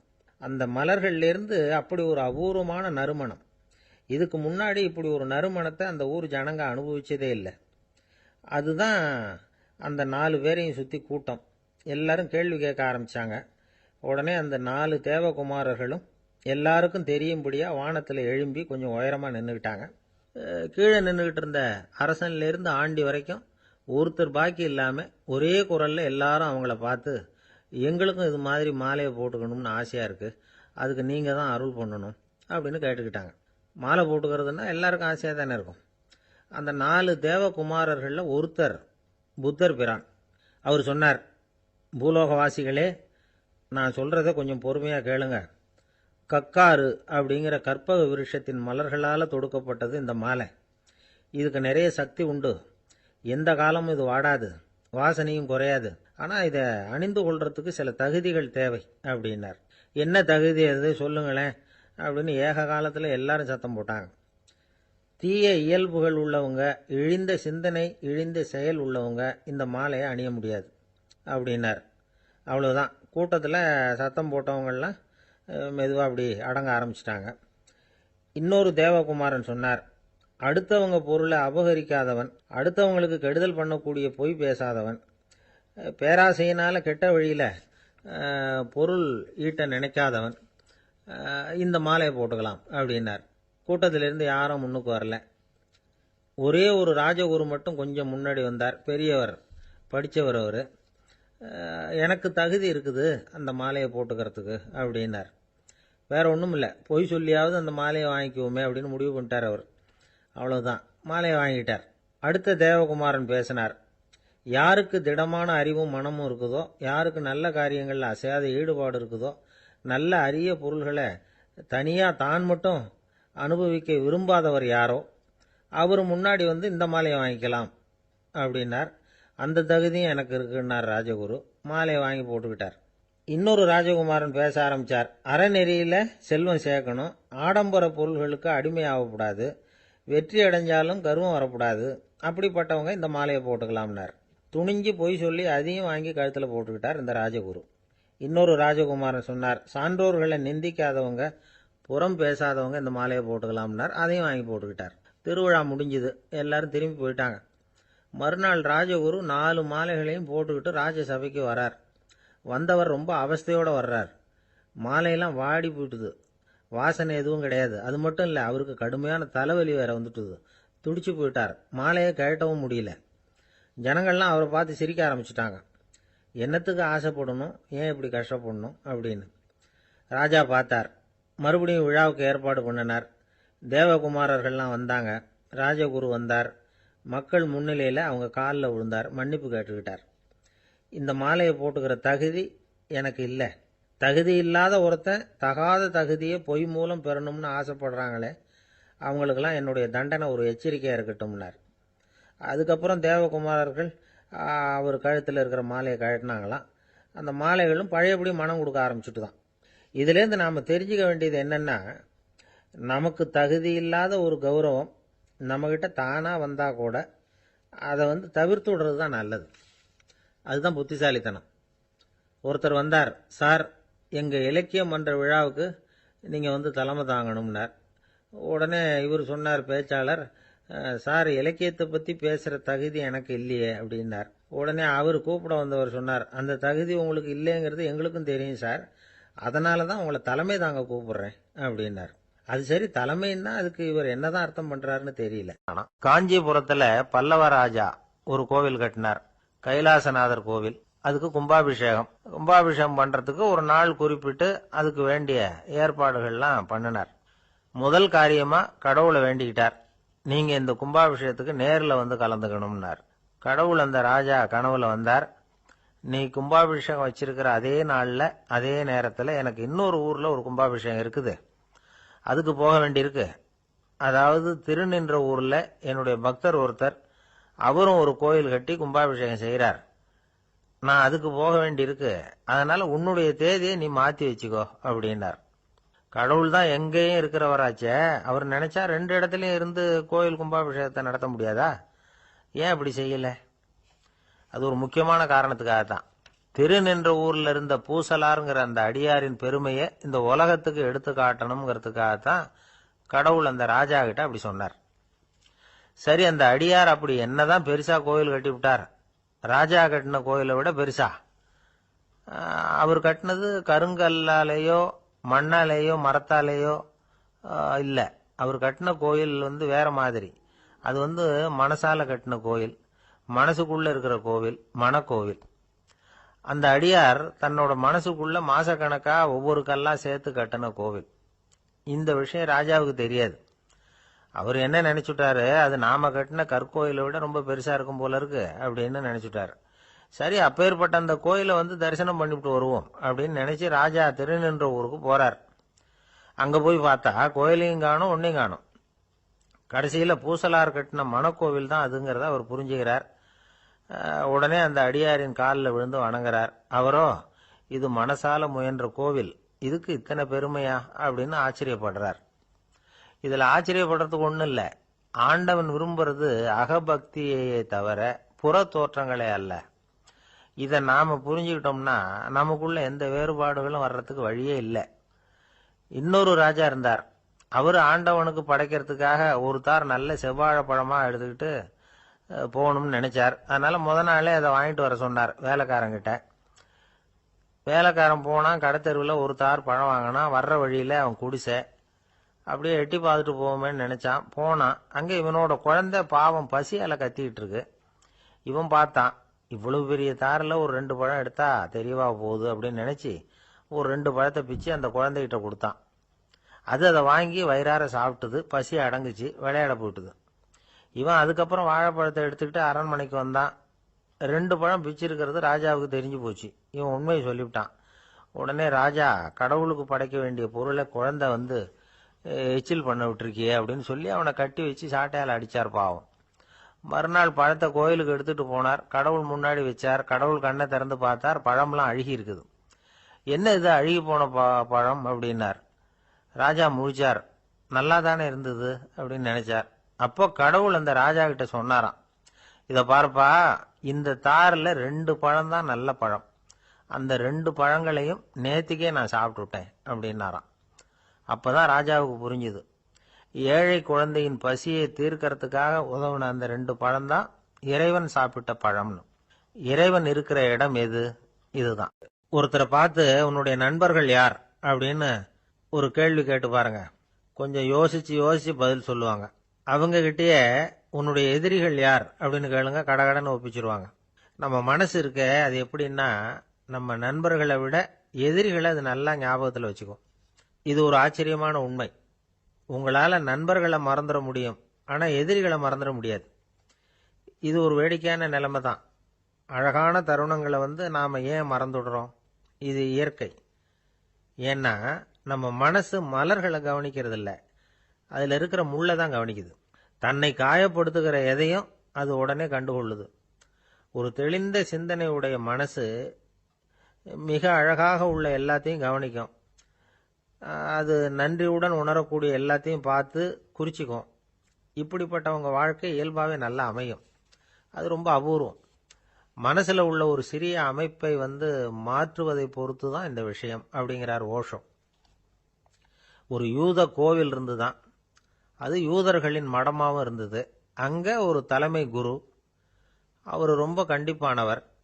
அந்த கோவிலை ஒட்டி ஒரு தோட்டம். ஒரு நாள் காலையில் அந்த தோட்டத்தில் 2 இளம் யூதர்கள் நடந்து போய்கிட்டு இருக்கிறாங்க. காலையில் 1 மணி நேரம், மாலையில் 1 மணி நேரம் அவங்க அந்த தோட்டத்தில் நடக்கிறதுக்கு அனுமதி உண்டு. மற்ற நேரங்களில் அவங்க மத புத்தகங்களை படிக்கணும், பிற விதிமுறைகளை கடைபிடிக்கணும். அந்த 2 பேருமே தொடர்ந்து புகைப்பிடிக்கிற பழக்கம் உள்ளவங்க. ஆனால் கோவில் மடத்தில் இருக்கிறப்போ அவங்க புகைப்பிடிக்க முடியாது, அது கடுமையான குற்றம். சரி, நாம் தோட்டத்தில் இருக்கிறப்பவாவது புகைப்பிடிக்கலாமா அப்படின்னு ஒரு ஆசை அவங்க 2 பேருக்குமே. இருந்தாலும் பயம். இப்படி கேட்டால் மதகுரு என்ன சொல்லுவாரோ அல்லது என்ன செய்வாரோங்கிற பயம். இப்படியே கொஞ்ச நாள் ஆச்சு. ஒரு நாள் இந்த 2 பேரில் ஒருத்தன் ரொம்ப கலங்கி போய் அந்த கோவிலில் இருந்து வெளியில் வந்துக்கிட்டு இருந்தான். வந்தவன் நேராக தோட்டத்து பக்கம் போனான். அங்கே இன்னொருத்தன் ஆனந்தமாக புகை பிடிச்சிக்கிட்டு இருக்கிறான். அதை பார்த்து தான் இவனுக்கு அதிர்ச்சி. அட கடவுளே, என்ன இது, நீ கேட்காமலே ஆரம்பிச்சிட்டியா அப்படின்னா. இல்லை இல்லை, நான் கேட்டுட்டு தான் ஆரம்பிச்சிருக்கேன்னா அவன். அப்படியா, என்ன மனுஷன் இவர், நானும் தான் கேட்டேன், என்ன கண்ணாமுன்னான்னு திட்டிவிட்டார். இது என்ன கோவிலா இல்லை நரகமா? உனக்கு புகை பிடிக்கணும்னு ஆசையாக இருந்தால் நரகத்துக்கு போகணும்னு சொல்லிவிட்டார். அது சரி, உன்னை மட்டும் எப்படி அனுமதிச்சார் அப்படின்னு கேட்டான் இவன். அவன் சிரிச்சுக்கிட்டே, நீ எப்படி கேட்ட சொல்லு அப்படின்னா. நாம் இந்த தோட்டத்துக்கு வர அனுமதிக்கப்பட்டிருக்கிறதே ஜபத்துக்காகத்தானே, அதனால் நான் ஜபம் சொல்லும் பொழுது புகை பிடிக்கலாமா அப்படின்னு கேட்டேன். அதுக்கு தான் அவர் சத்தம் போட்டு என்னை அடிக்கவே வந்துட்டார் அப்படின்னா இவன். நீ ஒரு மாதிரியாக கேட்டிருக்க, நான் வேற மாதிரியாக கேட்டிருக்கிறேன். ஜெபம் சொல்லும்போது புகை பிடிக்கலாமான்னு நீ கேட்டிருக்க.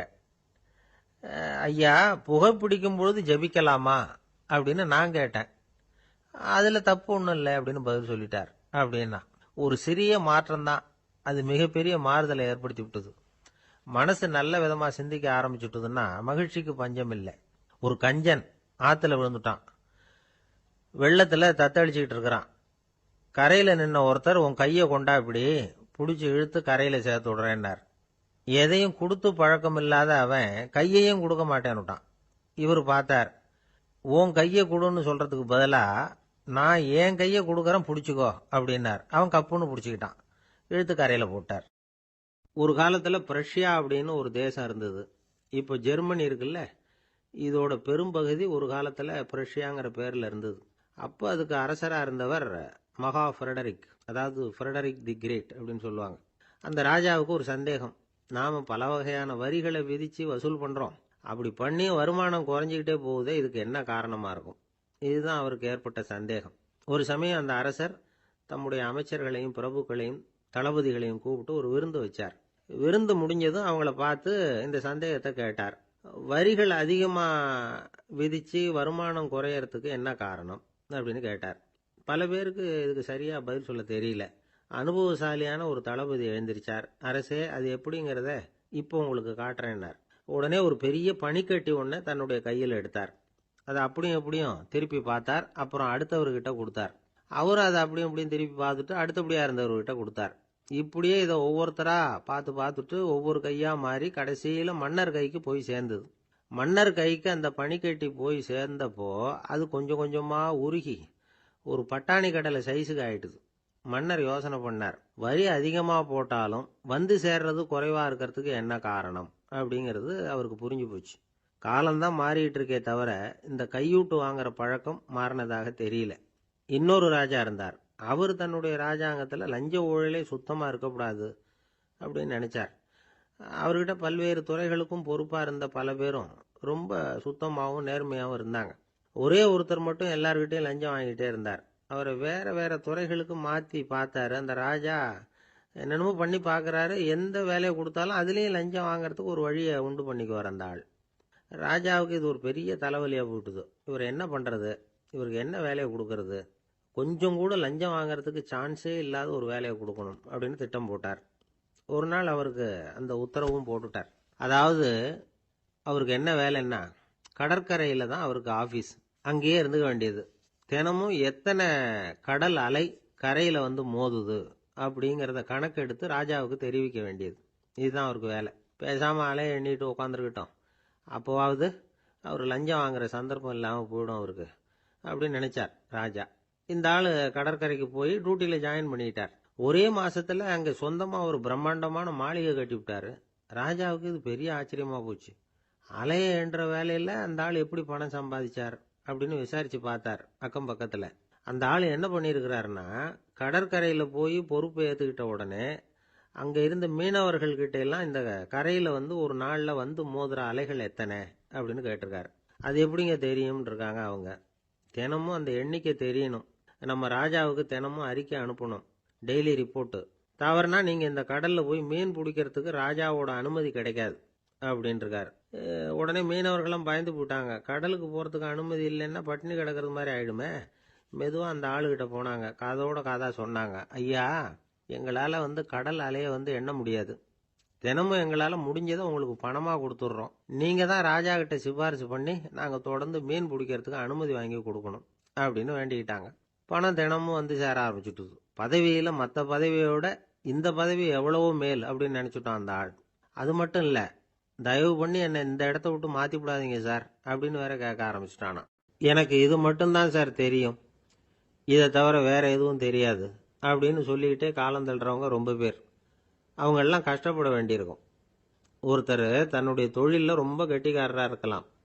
அதுக்காக எப்பவும் அதே ஞாபகத்தில் இருந்துகிட்டு உலகியல் அறிவு இல்லாம இருந்துடக்கூடாது. அது ஆபத்து. இதுக்காக நம்ம தாத்தா பாட்டிலாம் ஒரு கதை சொல்லுவாங்களே, கேள்விப்பட்டிருக்கீங்களா? ஒரு சமயம் ஒரு 4 பேர் சேர்ந்து வெளியூருக்கு பிரயாணம் போனாங்களாம். அந்த 4 பேர் எப்படி தெரியுமா? ஒருத்தர் வந்து வேதாந்தி, இன்னொருத்தர் சங்கீத வித்வான், 3வது ஆள் வைத்தியர், 4வது ஆள் ஜோசியர். இவங்க 4 பேரும் நண்பர்கள். அதனால சேர்ந்து புறப்பட்டாங்க. வழியில ஒரு ஊர்ல தங்கினாங்க. இருட்டி போச்சு. அதனால இன்னைக்கு ராத்திரி இங்கேயே தங்கி இருந்துட்டு நாளைக்கு புறப்படலாம் அப்படின்னு தீர்மானம் பண்ணாங்க. சாப்பாட்டுக்கு என்ன பண்றது? அங்கேயே கடத்தெருவுக்கு போய் சாமான்லாம் வாங்கியாந்து சமைச்சு சாப்பிடலாம்னு முடிவு பண்ணாங்க. 4 பேர் இருக்கிறதுனால ஆளுக்கு ஒரு காரியமா செய்யலாம் அப்படின்னு வேலையை பிரிச்சுக்கிட்டாங்க. வைத்தியர் வந்து கரிகாய் வாங்க போனார், வேதாந்தி வந்து எண்ணெய் வாங்க போனார், ஜோசியர் வந்து பலசரக்கு வாங்க போனார், சங்கீத வித்வானுக்கு சமைக்கிற வேலை. எல்லாம் சரி, ஆனா நடந்தது என்ன தெரியுமா? கடைத்தெருவுக்கு காய்கறி வாங்க போனார்ல வைத்தியர், அங்க போய் மார்க்கெட்ல பார்த்தார். ஒவ்வொரு கரிகாயா எடுத்து பார்த்தார். இது பித்தம், உடம்புக்கு ஒத்துக்காது, இது வாயு, உடம்புக்கு ஒத்துக்காது அப்படின்னு ஒவ்வொன்றா தள்ளினார். கடைசியில் ஒண்ணுமே தேரல. வெறுங்கையோட திரும்பி வந்துகிட்டு இருக்கிறார். எண்ணெய் வாங்க போனார வேதாந்தி, அவர் ஒரு தொன்னையில எண்ணெயை வாங்கினார். பேசாம அதை எடுத்துட்டு வர வேண்டியது தானே, முடியல. அவருடைய வேதாந்த மூளை சிந்திக்க ஆரம்பிச்சுட்டுது. இந்த தொன்னைக்கு எண்ணெய் ஆதாரமா அல்லது எண்ணெய்க்கு தொன்னை ஆதாரமா அப்படிங்கிற ஆராய்ச்சியில இறங்கினார். என்னாச்சு தெரியுமா? அப்படி கவுத்து பார்த்தார். வாங்கின எண்ணெய் பூராவையும் வழியில கொட்டிவிட்டு வெறும் தொன்னையோட வந்து சேர்ந்தார்.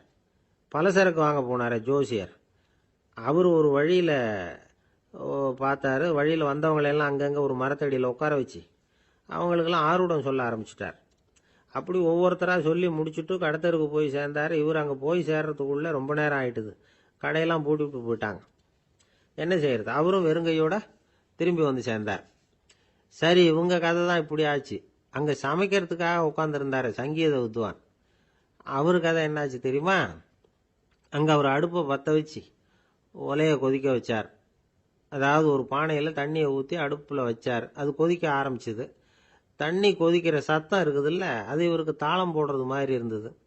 ஒரே குஷி, பாட ஆரம்பிச்சுட்டார். பாடிக்கிட்டே உற்சாகமாக கையில் இருந்த கரண்டியால் அந்த பானையில் தட்டினார், தாளம் போடுறதா நினச்சிக்கிட்டு. அவ்வளவுதான், பானை பட்டுன்னு உடஞ்சி போச்சு. தலையில் கையை வச்சுக்கிட்டு அவரும் உட்காந்துட்டார். எந்த தொழில் தெரிஞ்சாலும் சரி, அதை புத்திசாலித்தனமாக பயன்படுத்த தெரியலன்னா ஆபத்து தான். அதுக்காக தான் இந்த கதை. ஒரு பஸ்ஸு டிரைவர் ரொம்ப கெட்டிக்காரரு. பஸ்ஸை ரொம்ப திறமையாக ஆபத்து இல்லாமல் ஓட்டினதுக்காக பரிசுலாம் வாங்கினவர். அவரே ஒரு படகு ஓட்டுறதுக்காக அழைச்சிட்டு போயிருக்கிறாங்க, மோட்டார் படகு. அதையும் ரொம்ப திறமையாக தான் ஓட்டிகிட்டு போயிருக்கிறாரு.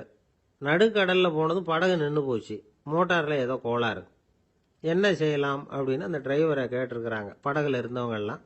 அப்போ அவர் சொன்னாராம், கவலைப்படாதீங்க, ஒன்றும் பிரச்சனை இல்லை, எல்லாரும் கொஞ்சம் கீழே இறங்கி பின்னாடி தள்ளுங்க, மோட்டார் ஸ்டார்ட் ஆகிடும் அப்படின்னாராம். 12ஆம் பாடல். கனைத்திளம் கற்றருமை கன்றுக்கு இறங்கி நினைத்து முலைவழியே நின்று பால் சோர நனைத்தில்லம் சேராக்கும் நற்செல்வன் தங்காய் பனித்தலை வீழனின் வாசல் கடை பற்றி சினத்தினால் தென்னிலங்கை கோமானைச் செற்ற மனத்துக்கு இனியானை பாடவும் நீ வாய் திறவாய் இனித்தான் எழுந்திராய் ஈதன்ன பேருறக்கம் அனைத்தில்லத்தாரும் அறிந்தேலோர் எம்பாவாய். இதனுடைய பொருள், கன்றை பிரிந்த எருமை தன் கன்றை நினைத்து கனைத்து அந்த நினைப்பால் தனது காம்புகளிலிருந்து விடாது பால் பொழிவதால் வீடெல்லாம் பால் வெள்ளமிட்டு சேராகி கிடக்கின்ற வீட்டின் தலைவனான பெரும் செல்வத்தை பெற்றிருப்பவனது தங்கையே. முன்பு பெரும் கோபத்தால் தென்னிலங்கை மன்னனான ராவணனை அழித்து ஒழித்த மனத்திற்கு இனியவனான ராமபிரானை புகழ்ந்து மார்கழி மாத பனி தலையில் விழுந்து கொண்டிருக்க நாங்கள் உன் வீட்டு வாசலில் கீர்த்தனம் செய்வதை கேட்டும் நீ உறங்கலாமா? கதவை திற, பொழுது விடிந்து இன்னும் நீ உறங்குவது எல்லா வீட்டாருக்கும் தெரிந்து விட்டது, இனியாவது எழுந்திரு, என்ன இது பெரிய உறக்கம் என்கிறார்கள். இந்த பாடலில் எழுப்பப்படுகிறவள் கண்ணபெருமானுடைய நெருங்கிய நண்பனுடைய தங்கை. அவளை எழுப்புகிற போது நற்செல்வன் தங்காய் என்று அவர்கள் அன்போடு அழைக்கிறார்கள். சூழலை முதலில் வர்ணிக்கிறார்கள். ஒரு எருமை அவிழ்த்துவிட்ட பிறகும் பால் கறவாமல் விட்டுவிட்டதால் தன் கன்றை நினைத்து அது பால் பொழிகிறது, அதனால் வீடு சேராகிறது.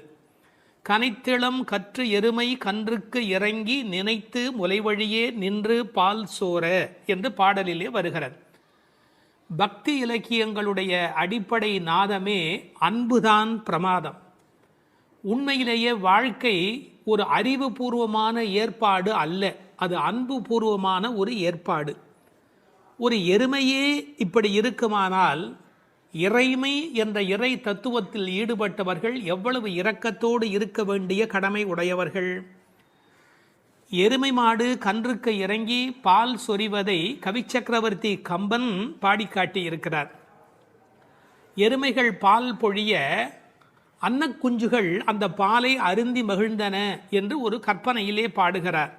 சேல் உண்ட ஒன்கணாரின் திரிகின்ற செங்கால் அன்னம் மால் உண்ட நளினப்பள்ளி வளர்த்திய மழலை பிள்ளை கால் உண்ட சேற்று மேது கன்று உள்ளி கனைப்பச் சோர்ந்த பால் உண்டு துயில பச்சை தேரை தாலாட்டும் பண்ணை என்று எழுதுகிறார். நாட்டு வளத்தை எழுதுகிற போது தாமரைப்பூவில் உறங்கிக் கொண்டிருக்கிற அன்னக்குஞ்சுகளுக்கு எருமை மாடு தன்னுடைய கன்றை நினைத்து சொரிந்த பால் அவைகளுக்கு கிடைத்தன என்று கோசல நாட்டு வளத்தை பாடுகிற போது குறிப்பிடுகிறார். உண்மையிலேயே இந்த எருமைகள் இப்படி பால் கறக்கும் என்கிற தன்மையினை வேறு ஒரு வகையில் சங்க இலக்கியத்தில் ஒரு புலவர் பாடிக்காட்டி இருக்கிறார். வெள்ளி வீதியார் என்ற ஒரு புலவர். அவர் வேறு ஒரு கோணத்தில் சொல்லுகிறார். காமத்தை பற்றி பாடுகிற போது தலைவன் வந்து எங்களை அனுபவிக்கவில்லை, எங்கள் இளமையோ வீணாகிறது, எங்களுக்கும் பயனில்லை அவனுக்கும் பயனில்லை, உடம்பில் பசலை நோய் வந்து துன்பப்படுகிறேன் என்று எழுதுகிறார். கன்றும் உண்ணாது கலத்தினும் படாது நல் ஆண் தீம்பால் நிலத்து உக்காங்கு. அவர் பசு என்று எழுதுகிறார். இது சங்க இலக்கிய பாடல். ஆண்டாள் சங்க இலக்கியங்களை படித்தவள் என்பதற்கு இது ஒரு அடையாளம். கன்றும் உண்ணாது கலத்தினும் படாது நல்லான் தீம்பால் நிலத்து உக்காங்கு எனக்கும் ஆகாது என்னைக்கும் உதவாது பசலை உணியர் வேண்டும் என்று குறுந்தொகையிலே வெள்ளி வீதியார் என்ற புலவை எழுதி காட்டியிருக்கிறார்.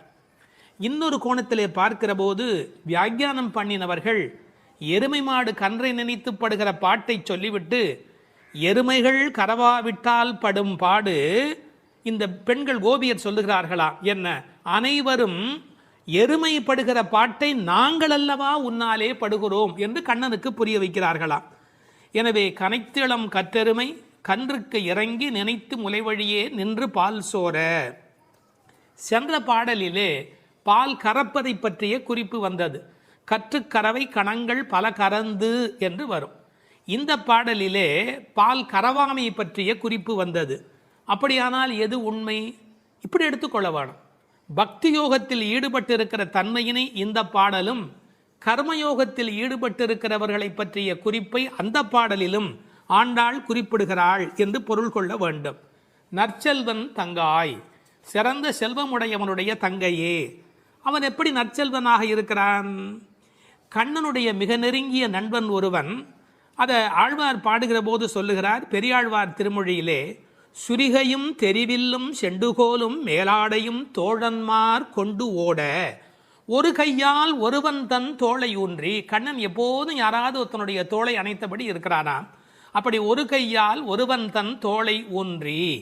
எனவே கண்ணனுடைய மிக நெருக்கமான நண்பன் அவனை விட்டு வராமையினாலே அவன் வீட்டு எருமை கறவாதபடி போயிற்று என்று பொருள் கொள்ள வேண்டும்.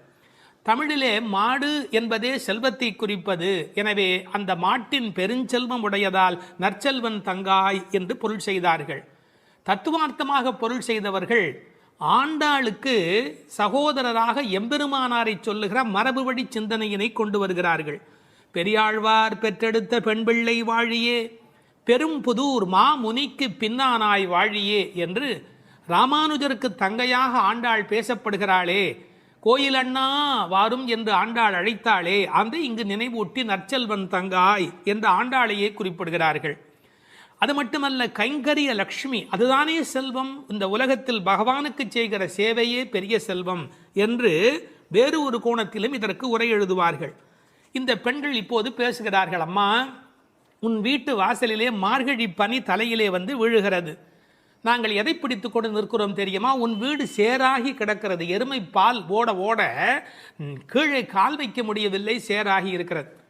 பழைய காலத்தில் வீட்டு கதவுல நாதாங்கி என்று ஒன்று தொங்கும். அதைத்தான் நாதம் சத்தம் போடுவார்கள், தட்டினா வீட்டுக்குள்ளே கேட்கும் என்ற காலிங் பெல் இன்றைய மெத்தடில்.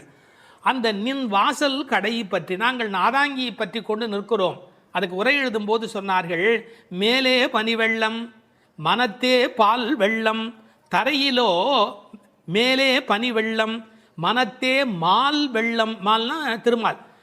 மனத்தே மால் வெள்ளம் தரையிலே பால் வெள்ளமாய் தெப்பம் வற்றுவாரை போலே உன் வீட்டு நாதாங்கியை பிடித்து தொங்கிக் கொண்டிருக்கிறது கான். அப்படியெல்லாம் அந்த நாதாங்கியை பிடித்து கொண்டு இவைகள் தொங்கிக் கொண்டு நிற்கிறார்கள். சினத்தினால் தென்னிலங்கை கோமானை செற்ற மனத்துக்கு இனியானே பாடமும் நீ வாய் திறவாய். அளவு கடந்த அநியாயம் செய்து விட்டான் ராவணன். என்ன, சீத்தையை ராமனால் பிரிய முடியாது. பிராட்டியையும் பெருமாளையும் பிரிக்கக்கூடாது. அந்த பாவத்தை செய்தமையினால் கோபப்பட்டு சினத்தினால் தென்னிலங்கை கோமான் ராவணனை செற்ற அழித்த மனத்துக்கு இனியானை பாடவும் நீ வாய் திறவாய். ராமன் மனத்துக்கு இனியவன் என யாருக்கும் எந்த நோவும் வரக்கூடாது என்று எண்ணுவது ராமனுடைய பண்பாடு. எப்படி என்று குகனை போன்ற அன்பர்கள் வருகிறார்கள். இவன் தாழ்ந்தவன் என்று நினைக்கல, ஏழை ஏதலன் கீழ்மகன் என்னாது அவனோடு அன்பு பாராட்டுகிறார். கிளிக்கு யாருடைய பெயர் வைப்பது என்று கேட்கிறாள். கைகேயி அம்மாவுடைய பெயரை வை என்று சொல்லுகிறார். இப்படி எல்லோருக்கும் மனத்துக்கு இனியனாயிருந்த அழகை வைமு கோபாலகிருஷ்ணமாச்சாரியார் உரையிலே ராமாயண பாடல்ல இருந்தே பல குறிப்பு சொல்லுகிறார். மனத்துக்கினியானே என்ற தொடர்க்கு நட்பினர் நொதுமலாளர் பகைவர் ஆகிய மூவகையர் மனத்துக்கும் இனியவன் என்று பொருள் கொள்ளலாம். குகனை விடுங்கள், அடுத்தாற் போல வாலிக்கும் ராவணனுக்கும் கூட இனியனாயிருந்தான் என்றோ. மூக்கும் காதும் வெம்முரண் முலை கண்களும் முறையால் இழந்து அரற்றிய சூர்ப்பனகையும் போக்கினீர் என் நாசி பொய்த்து என் என்றும் மேக்குயரும் நெடுமூக்கு மடந்தையர்க்கு மிகையன்றோ என்றும் பிழை செய்தீரோ என்றும் சூர்ப்பனகை ராமனை புகழ்ந்து பாடுகிறாள். மார்பில் ராமபானம் பாய்ந்து நின்ற நிலையும் வாலி ஓவியத்து எழுத ஒண்ணா உருவத்தாய் என்று சொல்லுகிறான். ஆவி போம் வேலைவாய் அறிவு தந்து அருளினாய் என்று பேசுகிறான். ராவணன் மாலியவானிடத்திலே வந்து சொல்லுகிற போது நாசம் வந்துற்ற காலை நல்லதோர் பகையை பெற்றேன் என்றார். அது மட்டுமல்ல, ராமனுடைய தோற்றத்தை பார்த்துவிட்டு சொல்லுகிறான், ராகவன் மேனி நோக்கி தீயன கொடிய வீர சேவகச் செய்வை கண்டால் நாயன தகுதும் அன்றே காமனும் நாமும் எல்லாம் என்று பகைவனை கொண்டாடுகிறான் ராவணன். எனவே ராமனிடத்தில் எல்லோரும் அன்பு பாராட்டுகிற காரணத்தினாலே அவன் மனத்துக்கு இனியவனாக இருக்கின்றான். அந்த மனத்துக்கு இனியானை நாம் பாட இனித்தான் எழுந்திராய். ராமாயணமே சொல்லிவிட்டோம், இன்னும் நீ எழவில்லையே, ஈதென்ன பேருறக்கம். இந்த உறக்கம் நியாயமா? இப்படி தூங்கி தொலைக்கிறாயே. அனைத்தில்லத்தாரும் அறிந்தார். உனக்கு வெக்கமா இல்லை? பக்கம் வீடு எதிர் வீடு எல்லாருமே நீ எழவில்லை என்பதை தெரிந்து வைத்திருக்கிறார். மனிதர்களுடைய இயல்பு தன்னை பற்றி அக்கம் பக்கம் என்ன நினைக்கும் என்கிற ஒரு கூச்ச சுபாவம் உண்டு. அதை இந்த இடத்துல எடுத்து சொல்லி அனைத்தில்லத்தாரும் அறிந்து என்று உரை எழுதினார்கள். ராமானுஜரை நினைவூட்டி உரையிலே இன்னொரு குறிப்பு சொன்னார்கள். திருக்கோஷ்டியூர் கோபுரத்தின் மேல் ஏறி திருவெட்டெழுத்தினுடைய பொருளை ஓரான் வழி உபதேசமாக வருகின்ற ஒன்றை கூட எல்லாரும் அனைத்தில்லத்தாரும் அறியும்படியாக சொன்னவர் ஸ்ரீ ராமானுஜர் அல்லவா? அவரை இந்த இடத்தில் நினைவு கூர்ந்து இந்த பாடல் நிறைவு பெறுகிறது.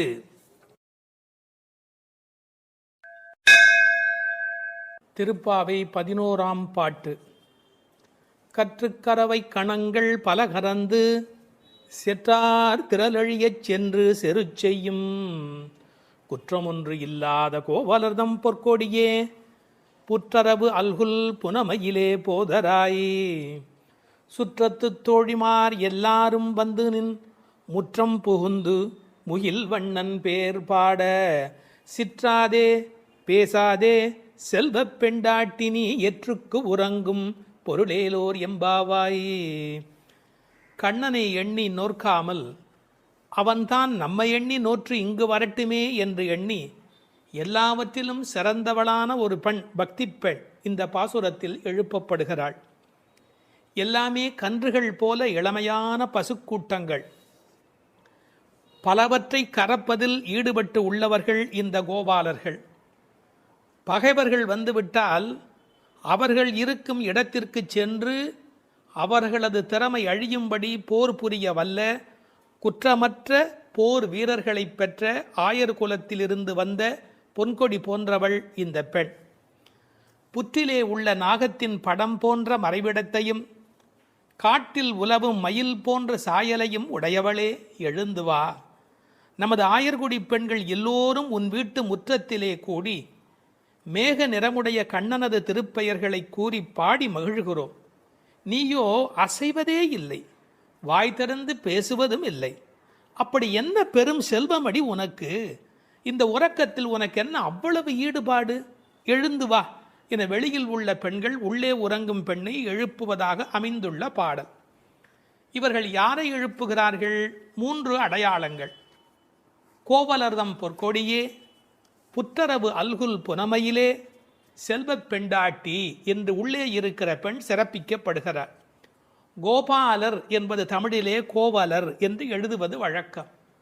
அந்த குலத்தின் தங்க கொடி ஸ்வர்ணலதா. ஸ்வர்ணலதா என்ற வடமொழி சொல்லுக்கு பொற்கொடி என்பது தமிழிலே மொழிபெயர்ப்பு. இவள் ரொம்ப செல்வாக்கு மிக்கவள், பேரழகி. இந்த கோவலர் என்பதை அழகான வித்தியாசமான பல பொருள் சொல்வது வழக்கம். கோ பலர், அதாவது வாக்கிலே வல்லவர் என்று கூட ஒரு பொருள் சொல்வார்கள். கோ அலர், தங்களை தலைவனாக நினைத்ததே அல்ல, கண்ணனுக்கு அடிமையாக மட்டுமே தன்னை நினைத்து கொண்டிருக்கிறவர்கள். இவள் அவர்கள் வீட்டு ஒரு கொடி, கொழுங்கொடி, கொழுகொம்பு தேடுகிற ஒரு கொடி. கோல் தேடி ஓடும் கொழுந்ததே போன்று மால் தேடி ஓடும் மனத்தள் ஆவிக்கோர் பற்று கொம்பு, இதெல்லாம் ஆழ்வார் திருவாக்கு. இவள் மனம் எப்போதும் கண்ணபெருமானை நோக்கி போய்கொண்டிருக்கும். ஒரு கொழுகொம்பாகிய இறைவனை தேடி போவதாலே இவள் கொடி, ஆனால் பொற்கொடி. அடுத்த வார்த்தை அவளுடைய மறைவிடத்தை குறித்து பேசுகிறார்கள். புற்றரவு அல்குல் புனமையிலே. இது தமிழில் ரொம்ப இயற்கை. அதில் என்ன ஒரு குறிப்பு இருக்கிறது என்றால், பாம்பு புற்றிலே ஒடுங்கி விடும், அதுபோல் இவளுக்கு ஒடுக்கமான இடை என்பதை நாம் இந்த இடத்தில் புரிந்து கொள்ள வேணும். பெண்ணுக்கு இடை எப்படி இருக்க வேணும்? பொய்யோ எனும் இடையாளொடும் இளையானொடும் போனான். கம்பனுடைய வாக்கு. சீத்தையினுடைய இடை உண்டா இல்லையா என்று எல்லோரும் சர்ச்சை செய்கிற இடை என்று எழுதினார். இந்த புற்றரவு அல்குல் என்பதை கொஞ்சம் விளக்கம் சொல்லுகிற ஆச்சாரியர்கள் அது மறைந்திருப்பதையும், குளிர்ச்சி, பாம்பு புற்றுக்குள் மறைந்திருக்கும், புற்றுக்குள்ளே எப்போதும் வெப்பம் குறைவாக இருக்கும். நான் ஒரு குறிப்பு படித்தேன், 23 டிகிரி செல்சியஸ் அந்த சூட்டில் தான் உள்ளே இருக்குமா பாம்பு குடியிருப்பதற்கு விரும்புமா. ஏர் கண்டிஷன் ரூமில் இருக்கிற மாதிரி அந்த குளிர்ச்சி இருந்தால்தான் அது அங்கே இருக்குமா. அதுபோல இந்த பெண்ணின் மறைவிடத்தையும் அவர்கள் குளிர்ச்சி மிக்கது என்று பாடுகிறார்கள். ஆனால் புற்றரவு அல்குல் என்பதை தத்துவார்த்தமாக எடுக்கிற போது ஞானபக்தி மிக்க என்று அதற்கு வேறு இறை பொருள் கொண்டு சொல்லுவது வழக்கம். அடுத்த வார்த்தை புனமையிலே போதராய். மயில் என்று சொன்னால் போராதா, ஏன் புனமயில் என்று சொல்ல வேணும்? நீங்கள் என்னதான் வளர்த்தாலும் ஒரு மிருகக்காட்சி சாலையில் இருக்கிற மயில் அதில் ஒரு வளப்பம் இருக்காது. காட்டிலே இயற்கையோடு இயற்கையாக ஆடிக்கொண்டிருக்கிற மயில் இருக்கு, செழிப்பாக இருக்கும். காட்டு மயில், புனம்னா காடு, காட்டிலே இருக்கிற மயில். வளர்ப்பு மயிலுக்கு இல்லாத அழகு காட்டில் இருக்கிற மயிலுக்கு வனப்பு மயில். அது கண்ணுக்கு மிகவும் இனிமை தருவது மயில். கருங்கண் தோகை மயில் பீலி அணிந்து. கண்ணபெருமான் மயிலை விரும்புகிறவன், அதான் தலைமையிலேயே சூடிக்கொண்டிருக்கிறான். எனவே இவளை விரும்புவதற்கான வாய்ப்பு அதிகம்.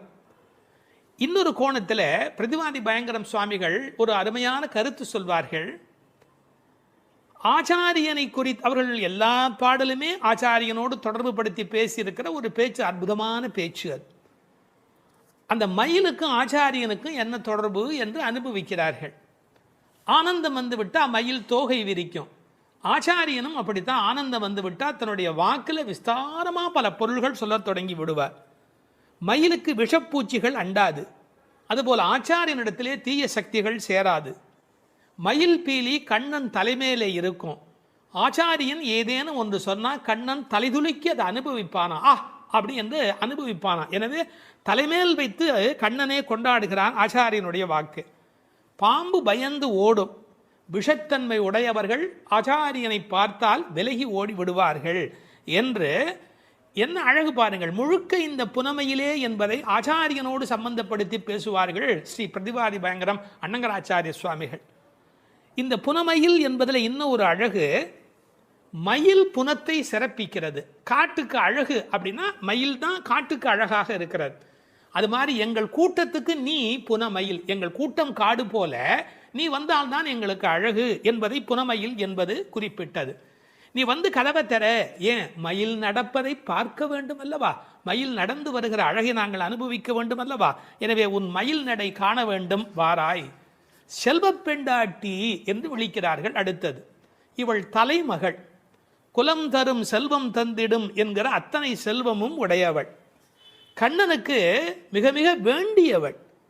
கண்ணனுடைய அழகை பற்றி சொல்லுகிற போது உரையாசிரியர் எழுதுவார், அது ஆண்களை பெண்களாக்கும், பெண்மையுறச் செய்யும் அன்று.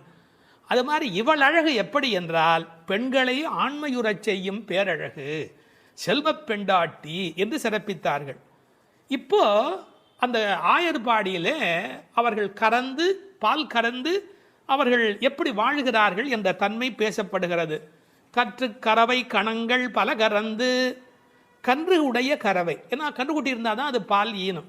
சார், அந்த ஆச்சரியம் என்ன என்று கேட்டால் அங்கே கிழட்டு மாடே கிடையாது, எப்போதும் இளமையுடைய மாடு தான் அங்கே இருக்கும்.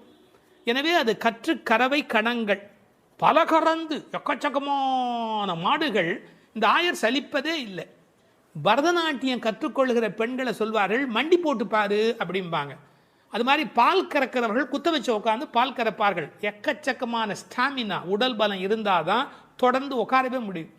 நீங்கள் சாதாரணமாக உட்காந்துடலாம், ஆனால் குத்த வச்சு உட்காரது இருக்கும் பாருங்க. பரதநாட்டியம் ஆடுகிறவர்களுக்கு முதல் பயிற்சி அதுதான். பால் கறக்கிற அந்த கோபாலர்களுக்கு இயல்பிலேயே வரிசையாக மாட்டை கறந்து உடல் பலம் எக்கச்சக்கமாக இருக்கும். பல கறந்து இந்த கன்று என்பதை கற்று என்று எழுதுகிறார்கள். ஏன்னா மெல்லினமாக தான் இருக்கணும் கன்று. அது எப்படி வல்லினம் ஆயிட்டுனா கண்ணுக்குட்டி மாதிரியா இருக்குது, அதுவே அவ்வளோ வலிமையாக துள்ளி குதிச்சுக்கிட்டு இருக்குது. அப்புறம் கன்றுன்னு எப்படி சொல்கிறது, அது கற்று. இதுக்கும் ஆழமான ஒரு உரை சொல்லுகிற வழக்கம் எப்படின்னா, கல்வி கற்று அப்படின்னா கல்வியின் மூலமாக.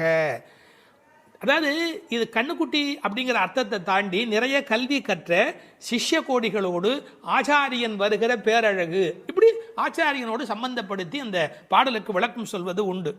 பசுவனுடைய சிறப்பை சொல்வதாக இருந்தால், அந்த கோதூளி அதனுடைய கால் தூசிக்கு பெருமை அதிகம். அந்த பசுவினுடைய அந்த கொட்டில் இருக்கு இல்லையா, மாட்டு கொட்டில், அங்கே போய் உட்காந்தா மன அமைதி கிடைக்கும். வாழ்க்கையில் மனதில் ரொம்ப அதிக துன்பம் உடையவர்கள் பசுக்கள் குடியிருக்கிற கொட்டிலில் போய் பசுக்களை தொட்டு தடவி கொஞ்ச நேரம் அங்கே இருந்தால் அடைய முடியாத அமைதி அடைவார்கள், நோயிலே இருந்து நீங்குவார்கள்னு இப்போ கண்டுபிடிச்சிருக்கிறாங்க.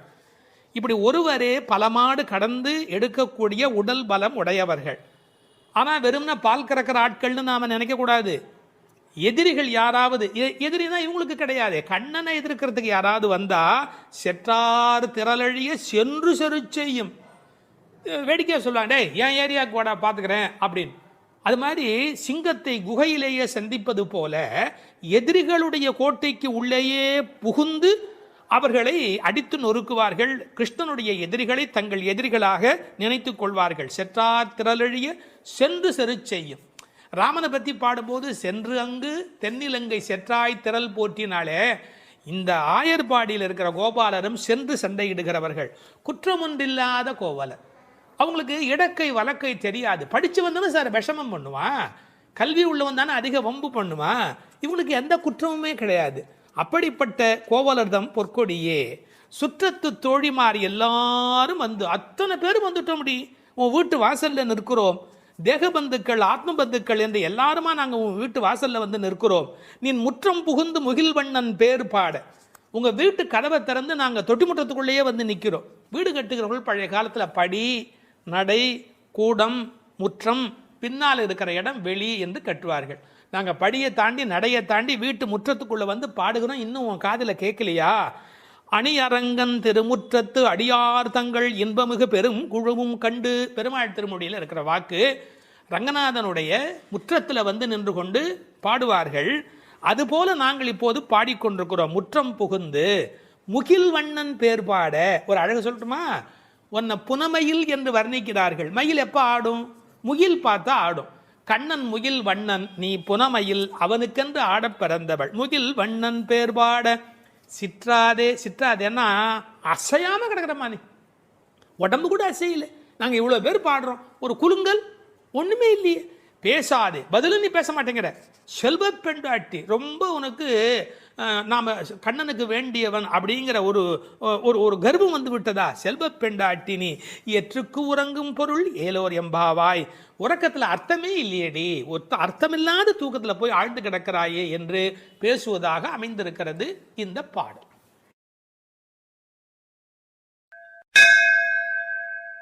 திருப்பாவை 10ஆம் பாடல். நோற்று சுவர்க்கம் புகுகின்ற அம்மனாய் மாற்றமும் தாராரோ வாசல் திறவாதார். நாற்றத்துழாய் முடி நாராயணன் நம்மால் போற்றப் பறைதரும் புண்ணியனால் பண்டொரு நாள் கூற்றத்தின் வாய் வீழ்ந்த கும்பகர்ணனும் தோற்றும் உனக்கே பெரும் துயில்தான் தந்தானோ. ஆற்ற அனந்தல் உடையாய் அருங்கலமே தேற்றமாய் வந்து திறவேலோர் எம்பாவாய். இந்த பாடலை நோன்பின் பெருமையால் கண்ணனை கையில் கனிபோல் அடைந்த ஒரு பக்திமிக்க பாவை எழுப்பப்படுகிறாள் என்றும் பார்க்கலாம். அல்லது தூக்கத்தையே நோன்பாக கருதி சோம்பி கிடக்கிற ஒருவளை கேலி பேசுவதாகவும் பொருள் கொள்ளலாம். இப்போது பாடலின் பொருளை முதலில் பார்ப்போம். நோன்பின் பலன் கைவரப் பெற்று அதன் விளைவாக சொர்க்கத்தையே அடைகின்ற பெண்ணே. அந்த சொர்க்கத்தினுள்ளே புகும் பெண் என்றாலும் உறக்கத்தை நோன்பாக கொண்டவளே என்று இன்னொரு பொருள். நீ வாயில் கதவைத்தான் திறக்கவில்லை, வாயை திறந்து பதில் கூடவா சொல்லக்கூடாது? மனம் நிறைந்த திருத்துழாய் துளசி மாலையை திருமுடியில் அணிந்திருக்கிற நாராயணன், நமது போற்றுதலை ஏற்று பலனை வழங்குகின்ற புண்ணியன், முன்னொரு காலத்தில் யவனுக்கு இரையாகிப் போன கும்பகர்ணன் உன்னுடன் தூக்கப் போட்டிக்கு வந்து தோற்று பெரிய தூக்கத்தை தன் தோல்வியின் அடையாளமாக உனக்கு வழங்கிவிட்டானா என்ன? மிகுந்த சோர்வும் சோம்பலும் ஏன் உனக்கு? இந்த குழுவுக்கே ஒப்பற்ற அணிகலன் போல விளங்குகிறளா அல்லவா நீ? படுக்கையை விட்டு தெளிவுடன் எழுந்து வந்து கதவை திற என்று வெளியில் நின்ற தோழியர் உள்ளே படுத்திருப்பவளை அழைக்கிறார்கள். இதுவே பாடலின் திரண்ட பொருள். இங்கே கேலியும் கிண்டலும் கூட ஒரு வகையான விளையாட்டாக எடுத்துக்கொள்ள ஒரு பகுதி இடம் கொடுக்கிறது. ஒரு பெண் சொல்லி இருக்கிறாள், நான் கடுமையான தவம் பண்ணி சொர்க்கம் போகப் போகிறேன் என்று இவர்கள் பேசிக்கொண்டிருக்கிற போது தோழிகளுக்கு மத்தியில் சொல்லி இருக்கிறாள். அவளை இப்போது எழுப்ப வந்திருக்கிறார்கள். ஆஹா அடியம்மா, நீ சொர்க்கம் போகிற லட்சணம் என்ன என்று எங்களுக்கு தெரியாதா? நோற்று சொர்க்கம் போகுகின்ற அம்மனாய், நீ தவம் பண்ணி சொர்க்கம் போவேன் என்று சொன்னாயே, இப்போது படுத்து கிடக்கிறாயே. இப்படி எடுத்துக்கொண்டால் அது ஒரு கேலியான கிண்டலான அவளை பற்றி பேசுகிற ஒரு விளையாட்டு பேச்சாக பொருளாகிறது. உண்மையிலேயே எடுத்துக்கொண்டால் அவள் உண்மையான கடினமான முயற்சி உடையவள், எல்லா நோன்புகளையும் சரியாக மேற்கொள்ளுகிறவள், நாளை வைகுந்தம் சேர வேண்டும் என்ற எண்ணத்தில் தன் வாழ்நெறியை அமைத்து கொண்டவள்.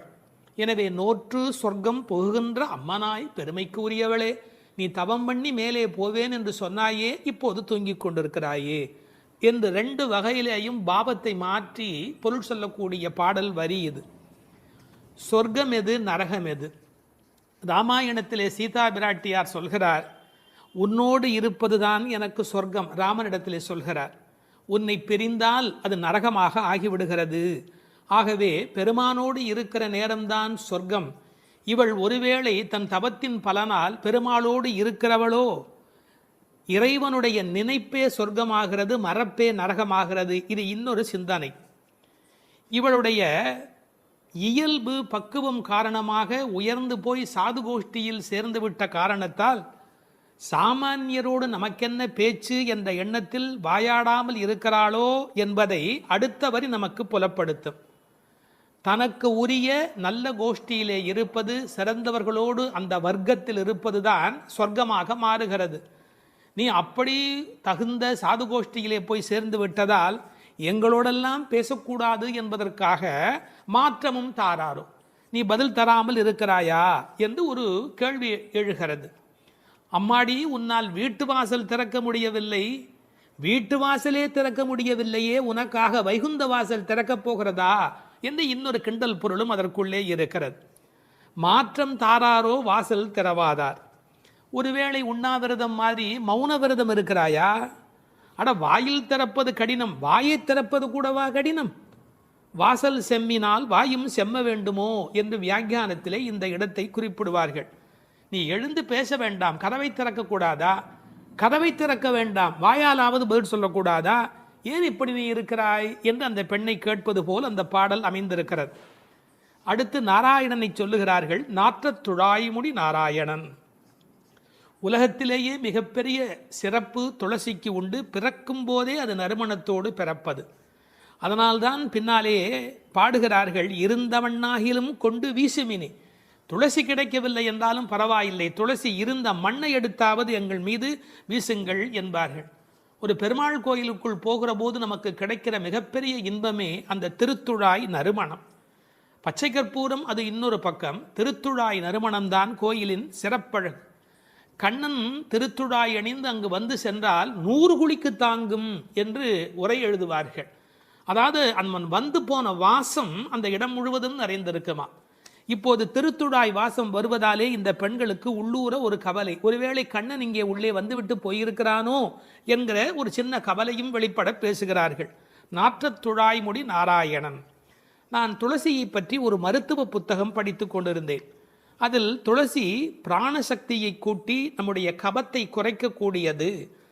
அது மட்டுமல்ல, அது 100 வகையான மேலான மருந்தாக அது பயன்பட்டு கொண்டிருக்கிறது. துளசி, கருந்துளசி, செந்துளசி, நாதுளசி என்று 4 வகையாக அது கிடைக்கிறது. பிராணசக்தியை கூட்டுகிறது என்பதற்காக அப்படியே எடுத்துக்கொள்ளுகிற போது அது முற்றிலுமாக ஒருவருடைய உடலை மாற்றி அமைக்கக்கூடியது. துறவரத்துக்கு போகிறவர்களுக்கு கூட துணை நிற்கக்கூடியது என்று ஒரு குறிப்பு எழுதி வைத்திருக்கிறார்கள்.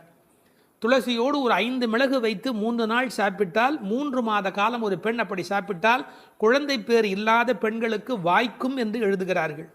9 மிளகு வைத்து அரைத்து 7 நாட்கள் வெறும் வயிற்றில் சாப்பிட்டால் எந்த விஷமும் உரியும் என்று எழுதுகிறார்கள். எனவே மருந்தல்ல மாமருந்தாக விளங்குவது திருத்துழாய். அந்த நாற்றத்துழாய் முடி நாராயணன் திருவடியில் மட்டுமல்ல அவன் திருமுடியிலும் இருக்கிற மேன்மையும் ஏற்றமும் பெற்றது இந்த திருத்துழாய். அந்த நாராயணன் நம்மால் போற்ற பறைதரும் புண்ணியனால். இந்த நம்மால் என்பதை நம்மால் என்று பிரித்து சொல்வார்கள், நம்மால் என்று சேர்த்து சொல்வார்கள். அதாவது நாம் இப்போது பாடினால் அவன் நமக்கு பறை தருவான், நம்முடைய மால் நமக்கு பறை தருவான். நமக்கு மால் இருக்கும் என்றாலும், மால் என்றால் மயக்கம். சில பேர் சுய மோகிகள், தன்னைத்தானே மோகித்து கொண்டு தன்னை பெரிதாக நினைத்து கொண்டிருப்பார்கள். அப்படிப்பட்ட குறையுடையவராக இருந்தாலும் கூட அவர்களுக்கு கருணை பாலிக்கிறவன் கடவுளாக மாறுகிறான். நம்மால் போற்ற பறை தரும் புண்ணியனால். அவன் புகழை பாடிய மாத்திரத்தில் நமக்கு பறை தருகிறான், புருஷார்த்தங்களை அருளுவதற்கு தயாராக இருக்கின்றான். அடுத்து அந்த பெண்ணை அவர்கள் கேலி பேசுகிறார்கள். அப்படிப்பட்டவனை நாங்கள் பாடுகிற போது கூட நீ தூங்கிக் கொண்டிருக்கிறாயே, இது என்ன நியாயம்?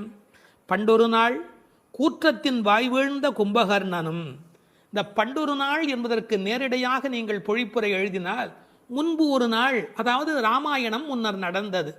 அப்படி முன்பொரு நாள் நடந்த ராமாயண யுத்தத்தில் கும்பகர்ணன் தோற்று விழுந்தான். இது வெளிப்படையான பொருள். ஆனால் ஒரு நயம் இருக்கிறது.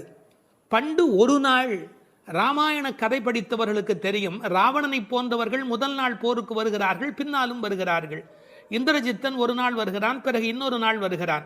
ஆனால் கும்பகர்ணன் ஒரே ஒரு நாள் தான் போருக்கு வருகிறான், அன்றே மாண்டு போய் விடுகிறான். இந்த மிகப்பெரிய வரலாற்று குறிப்பை பண்டொரு நாள் கூற்றத்தின் வாய்வீழ்ந்த கும்பகர்ணன் என்று குறிக்கிறாள். கூற்றத்தின் வாய்வீழ்ந்த கும்பகர்ணன் என்றால் யமனுடைய வாயில் வந்து விழுந்த கும்பகர்ணன். ராமன் கொன்றான் என்று பழி சொல்ல விருப்பமில்லை. ஒருவர் தண்ணீர் குடிப்பதற்கு ஏரி வெட்டி வைக்கிறார், அதில் வந்து ஒருவர் விழுந்து விட்டால் அது ஏரி வெட்டி அவருடைய தவறா? அது மாதிரி தயரதன் பெற்ற மரகத மணித்தடம் ஸ்ரீராமன், அதில் வந்து விழுந்து இறந்தவன் கூற்றத்தின் வாய்வீழ்ந்த கும்பகர்ணன் என்று நயம்பட பேசுகிறாள். 6 மாதம் தூக்கமுடையவன் அவன் தோற்றும் உனக்கே பெருந்துயல்தான் தந்தானோ. தோற்றவர்கள் வெற்றி பெற்றவர்களுக்கு ஒரு பரிசு தர வேண்டும். அப்படி கும்பகர்ணன் தோற்றவன் இந்த தூக்கத்தை இவளுக்கு பரிசாக கொடுத்து விட்டு போயிருக்கிறான். கும்பகர்ணன் இவளோடு போட்டி போட்ட போது இவள் வெற்றி பெற்று விட்டாளாம். அந்த கேலி பேசுகிறார்கள், தோற்றும் உனக்கே பெரும் தொழில்தான் தந்தானோ. சோம்பல் எல்லா நோய்களுக்கும் மகப்பேறு மருத்துவ மறை. ஆங்கிலத்திலே என்தூசியாசம் என்று ஒரு வார்த்தை சொல்கிறார்கள். அதை பற்றி ஆழமான பொருள் சொல்லுகிறவர்கள், என்தூசியாசம் என்றால் உற்சாகம் என்று மட்டும் பொருள் அல்ல, இறைமையில் நிறைந்தவர் என்று ஒரு பொருள் கொள்ளுகிறார்கள். எனவே சோம்பல் இறைநிலைக்கு எதிரானது, உயிர்ப்பு இறைநிலைக்கு அடையாளமானது. நீ இப்படி கும்பகர்ணனை போல் தூக்கத்தில் இருக்கிறாயே, நீ அனந்த நிலையில் இருக்கிறார், அதாவது தூக்கமும் இல்லை விழிப்பும் இல்லை, அந்த நிலையில் இருக்கிறாய், ஆற்ற ஆனந்தல் உடையாய். ஆனால் நீ யார்? எங்களுக்கு அரும் கலை. நீ வந்தால் எங்கள் கோஷ்டிக்கே பெருமை, எங்கள் கோஷ்டியே ஒளி வீசக்கூடியது, எங்களுக்கு நல்ல அணிகலன் நீ. தேற்றமாய் வந்து திரவேலோர் எம்பாவாய். தேற்றமாய் என்றால் படுத்த நிலையிலேயே அப்படியே எழுந்து வெளியிலே வந்து விடாதே. அதுக்கு ஒரு உரை சொல்வார்கள், வால்மீகத்தில் இலக்குவனை பார்க்க தாரை வந்த மாதிரி வந்து விடாதே, நீ உன்னை அழகுபடுத்தி கொண்டு திருத்தமாக வர வேண்டும் என்ற குறிப்பை அருங்கலமே தேற்றமாய் வந்து திரவேல் என்று பாடுகிறார்கள். 9வது பாடல். தூமணி மாடத்து சுற்றும் விளக்கெரிய தூபம் கமழ துயிலணை மேல் கண் வளரும் மாமன் மகளே, மணிக்கதவும் தாழ்த்திரவாய் மாமீர் அவளை எழுப்பீரோ, உன்மகள்தான் ஊமையோ அன்றிச் செவிடோ அனந்தலோ ஏமப் பெருந்துயில் மந்திரப்பட்டாளோ, மாமாயன் மாதவன் வைகுந்தன் என்றென்று நாமும் பலவும் நவின்றேலோர் எம்பாவாய். அப்பழுக்கற்ற தூய்மையான பரிசுத்தமான மாட மாளிகைகளைச் சுற்றிலும் 4 பக்கங்களிலும் விளக்குகள் ஒளிவிட்டு பிரகாசித்து எரிந்து கொண்டிருக்கவும், அம்மாளிகையைச் சுற்றிலும் அகில் சந்தனம் போன்ற வாசனைப் பொருள்களின் நறுமணம் எங்கும் கமழவும், நல்ல பஞ்சடைத்த மெத்தையில் கண்ணுறக்கம் கொள்ளும் எங்கள் மாமன் மகளே, மாணிக்கங்கள் பதிக்கப் பெற்ற உன் வீட்டு கதவின் தாழ்பாளை திறக்க மாட்டாயா? திறந்து விரைவில் வந்து எங்களுடன் சேர்ந்து கொள்ள மாட்டாயா? மாமிகளே, நீங்களாவது அவளை எழுப்பிவிட மாட்டீர்களா? விடிந்து எவ்வளவு நேரமாகிவிட்டது, நாங்கள் இவ்வளவு நேரம் அவளை அழைத்து கொண்டிருக்கிறோமே, அவளுக்கு என்ன ஆயிற்று? ஒரு வார்த்தை கூட பதில் கூற மாட்டேன் என்கிறாளே, அவள் என்ன பேசும் திறனற்ற ஊமையா? அல்லது நாங்கள் அழைப்பது அவளுக்கு கேட்கவில்லையா, காது கேட்கவில்லையா? அல்லது ஆழ்ந்த பேருறக்கத்தில் படுத்து கிடக்கிறாளா? அல்லது யாரேனும் கட்டுப்படுத்தி அவளை பெருந்துயில் கொள்ளுமாறு செய்து விட்டார்களா? அல்லது ஏதேனும் மந்திரம் மாயம் செய்திருக்கிறார்களா? அதன் வசம் கட்டுப்பட்டு இப்படி பேருறக்கம் கொண்டு கிடக்கிறாளே, நாங்கள் அந்த மாமாய செயல்களில் வல்லவனும் மிகுந்த தவமுடைய இலக்குமியின் கணவனும் வைகுண்டத்திற்கு அதிபதியுமான நாராயணன் பெயரை திரும்ப திரும்ப சொல்லி பக்தி பரவசத்தில் ஈடுபட்டு அவளை அழைக்கிறோமே, அவள் ஏன் இன்னும் எழுந்து வந்து கதவை திறந்து எங்களுடன் சேர்ந்து இறைவன் திருப்பெயரை சொல்லி வழிபட மாட்டேன் என்கிறாள்? நீங்களாவது கேட்டுச் சொல்லுங்களேன் என்கிறார்கள். இந்த பாடலின் திரண்ட பொருள் இது. தூமணி மாடத்து சுற்றும் விளக்கெரிய. விளக்கு எரிப்பதற்கே நிறைய செல்வம் இருக்க வேண்டும். இது சீர்மல்கும் ஆய்பாடி செல்வச் சிறுமியர்கள் வாழுகிற இடம். அந்த வீட்டினுடைய அமைப்பு எப்படி இருக்கிறது? தூய்மையான ரத்தின மணிகள் அப்படியே பதிந்து வைத்திருக்கிறார்கள். ஒரு குறிப்பு எழுதுகிறார்கள், அரசர்கள் அந்தப்புறத்திற்கு சிறந்த மணியை கொண்டு அற்புதமான கட்டடத்தை அமைப்பார்களாம். அங்கு வேண்டாம் என்று ஒதுக்கப்பட்ட கற்களை கொண்டுதான் அரண்மனையையே கட்டுவார்களாம். இது துவளில் மண்டபம், அது தூமணி மாடம் என்று அதற்கு ஒரு விளக்கம் சொல்கிறார்கள். ஆக இழைத்து இழைத்து தூய்மையான மணியினை கொண்டு வந்து கட்டியிருக்கிறார்கள். அது ரத்தின மணி. இந்த பெண் எழுந்திருந்திருக்க வேண்டும், எழுந்திருக்கவில்லை. ஒரு வித்தியாசம் இருக்கிறது. ஒரு குடும்பம் விழிப்பதற்கு முன்பு விழிக்க வேண்டியவள் அந்த வீட்டில் இருக்கிற பெண். ஏனென்றால் ஆண் எழுந்தால் அவனை மட்டும்தான் சுத்தம் செய்து கொள்கிறான், பெண் எழுந்தால் அந்த வீடே சுத்தமாகிறது என்று ஒரு பொன்மொழி சொல்வார்கள். எனவே ஒரு பெண்ணாகி இருக்கிறவள் இப்படி உறங்கிக் கொண்டிருக்கலாமா? தூமணி மாடத்து சுற்றும் விளக்கெரிய. 4 புறங்களிலும் நல்ல விளக்கு எரிந்து கொண்டிருக்கிறது. அது மட்டுமல்ல, அகில் சந்தனம் போன்ற நறுமண புகை வீசுகிறது. தூபம் கமழ, செல்வச் செழிப்பு. துயிலணை மேல் கண் வளரும். அது தூங்குவதற்காகவே அமைக்கப்பட்டிருக்கிற ஒரு பெரிய மெத்தை. அதாவது அந்த மெத்தையை பார்த்தாலேயே வா வா வா வந்து படு என்று அழைப்பதை போல 5 விதமான சிறப்புகள் அமைந்திருக்கக்கூடிய பஞ்சனை அது. அதில் அழகு இருக்கிறது, மென்மை இருக்கிறது, குளிர்ச்சி இருக்கிறது, சுகம் இருக்கிறது. அப்படிப்பட்ட அருமையான அந்த பஞ்சனையின் மீது அவள் படுத்திருக்கிறாள். தமிழிலே தூங்குகிறார்கள் என்று சொல்ல மாட்டார்கள், கண்வளராய் என்று சொல்வார்கள், மங்களம் கருதி. ஏன்னால் தூங்கிவிட்டார் என்றால் அமங்கலமாகிவிடுமே என்பதற்காக கண்வளராய் என்று சொல்லை பயன்படுத்துவது வழக்கம். சின்ன வயதிலிருந்து குழந்தை கண் வளருது என்று ஒரு வார்த்தை சொல்வார்கள். அதில் ஒரு விஞ்ஞான குறிப்பே இருக்கிறது. உண்மையிலேயே கர்ப்பத்தில் குழந்தை தூங்குவதால் தான் வளருகிறது. அது ஒரு 10 மாத காலம் தாயின் கர்ப்பத்தில் கண் திறக்காது. கண் திறந்து விட்டால் ஊமை, அது விதவிதமான குறைபாடு உடைய ஊனமான குழந்தையா வந்து பிறக்கும் என்று விஞ்ஞான குறிப்பு இருக்கிறது. அந்த குழந்தை கண்களை மூடிக்கொண்டு தூங்கிக் கொண்டே இருக்கும். அதில் என்ன ஆச்சரியம் என்று கேட்டால், அப்போதான் அது வளருகிறது. ஒரு புள்ளியிலிருந்து ஒரு குழந்தையாக முழுமையாக வளருகிறது. அந்த கண் வளருதல் என்பதில் தூங்கும் போது வளர்ச்சி நிகழ்கிறது என்கின்ற ஒரு குறிப்பு இருக்கிறது. மனிதனுக்கு கூட தூக்கம் அவசியம். ஏன்னா உடம்பில் இருக்கிற செல்கள் தங்களை புதுப்பித்துக் கொள்வதற்கு மனிதன் தூங்க வேண்டியிருக்கிறது. அடுத்து உறவு சொல்லி அழைக்கிறாள். மாமன் மகளே. இவள் அந்தணகுல பெண் என்றாலும் 1000 குலமகளாக ஆகும் விருப்பத்தின் காரணமாக ஒரு சம்பந்தத்தை ஏற்படுத்தி கொள்கிறாளாம். இதை உரையாசிரியர்கள் எழுதும்போது ஒரு அழகான வாக்கியமாக குறிப்பிடுகிறார்கள். திருவாய்ப்பாடியிலே ஒரு பிரகிருதி சம்பந்தம் தனக்கு உஜ்ஜீவன ஹேதுவாக ஆண்டாள் ஆசைப்பட்டபடி. அழகிய மணவாள பெருமாள் நாயனாருடைய வியாக்கியானத்திலே திருவாய்ப்பாடியிலே ஒரு பிரகிருதி சம்பந்தம் தனக்கு உஜ்ஜீவன ஹேதுவாக ஆண்டாள் ஆசைப்பட்டபடி மாமன் மகளே என்று உறவு சொல்லி அவள் அழைக்கிறாள். மணிக்கதவம் தாழ்த்திரவாய், அது உள்ளிருப்பது வெளியே தெரியும்படி அமைக்கப்பட்டிருக்கிற ஒரு வீடு. அவள் எப்படி தூங்குகிறாள் என்பது கூட வெளியே தெரிகிறது. அந்த கட்டில், அந்த மெத்தை, அந்த விளக்கு எரிகிறது. இந்த பாடலே மிக ரசமான ஒரு பாடல். திருப்பாவையில் 30 பாட்டு அழகு என்று சொன்னால் இந்த பாட்டுக்கு என்று தனியான ஒரு ரசனை உலகத்தில் தனியான ஒரு கூட்டமே உண்டு. மணிக்கதவம் தாழ்த்திரவாய், நீ வந்து திற. ஏன்னா எழுந்து வந்து திறக்கிற போது நாங்களா திறந்து கொண்டு உள்ள வந்தால் அது மரியாதையாக இருக்காது ஒரு வீட்டுக்குள்ளே. நீ வந்து திற. ஆனால் அவள் அசைவதாக தெரியவில்லை. அவளுடைய அம்மா எழுந்து விட்டாள். அவள் மற்ற வேலைகள் பார்த்து கொண்டிருக்கிறாள். அதனால உறவு சொல்லி அவளை அழைக்கிறார்கள். மாமீர், அவளை எழுப்பீரோ? நீங்கள் அவளை எழுப்பிவிடக்கூடாதா? அப்படி தூங்கி கொண்டிருக்கிறாளே. உன் மகள்தான் தன்னுடைய தோழியினுடைய தாயை பார்த்து சொல்கிறாள், உன் மகள்தான் ஊமையோ அன்றி செவிடோ. என்ன பொருள் தெரியுமா? பேச்சு வராதவர்கள் என்று பொருள் அல்ல. ஊமை என்ற சொல்லுக்கு இறை நாமம் சொல்லாதவர் என்று பொருள் என்று எழுதுகிறார். இறைவனுடைய நாமத்தை சொல்ல வேண்டிய சந்தர்ப்பத்தில் சொல்லவில்லை என்றால் பிறகு நாக்கிருந்து என்ன பையன்? பேசாத நாளெல்லாம் பிறவா நாளே என்பார்கள் அல்லவா. உண்ணா நாள் என்பது இந்த உலகத்தில் சாப்பிடாத நாள் அல்ல, உன்னை வணங்காத நாள் தான் உண்மையிலேயே உண்ணா நாள் என்று குறிப்பிடுவார்கள். ஊமையோ அன்றி செவிடோ. ஏன்னா இறைவன் புகழ் கேளாத செவி என்ன செவியே என்று சிலப்பதிகாரம் பேசும்.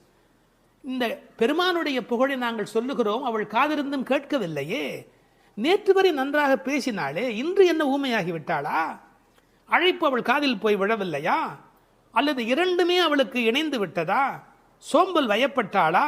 யாரேனும் மந்திரம் மாயம் செய்து விட்டார்களா? என்ன நடந்து விட்டது? ஊமையோ அன்றி செவிடோ. மாமாயன் மாதவன் வைகுந்தன் என்றென்று நாமும் பலவும் நவின்றேலோர் எம்பாவாய். ஏன்னா மந்திர துயில் பட்டாளே. இப்படி அவள் பிடிவாதமான ஒரு தூக்கத்தில் போய் மாட்டிக்கொண்டு இருக்கிறாளே.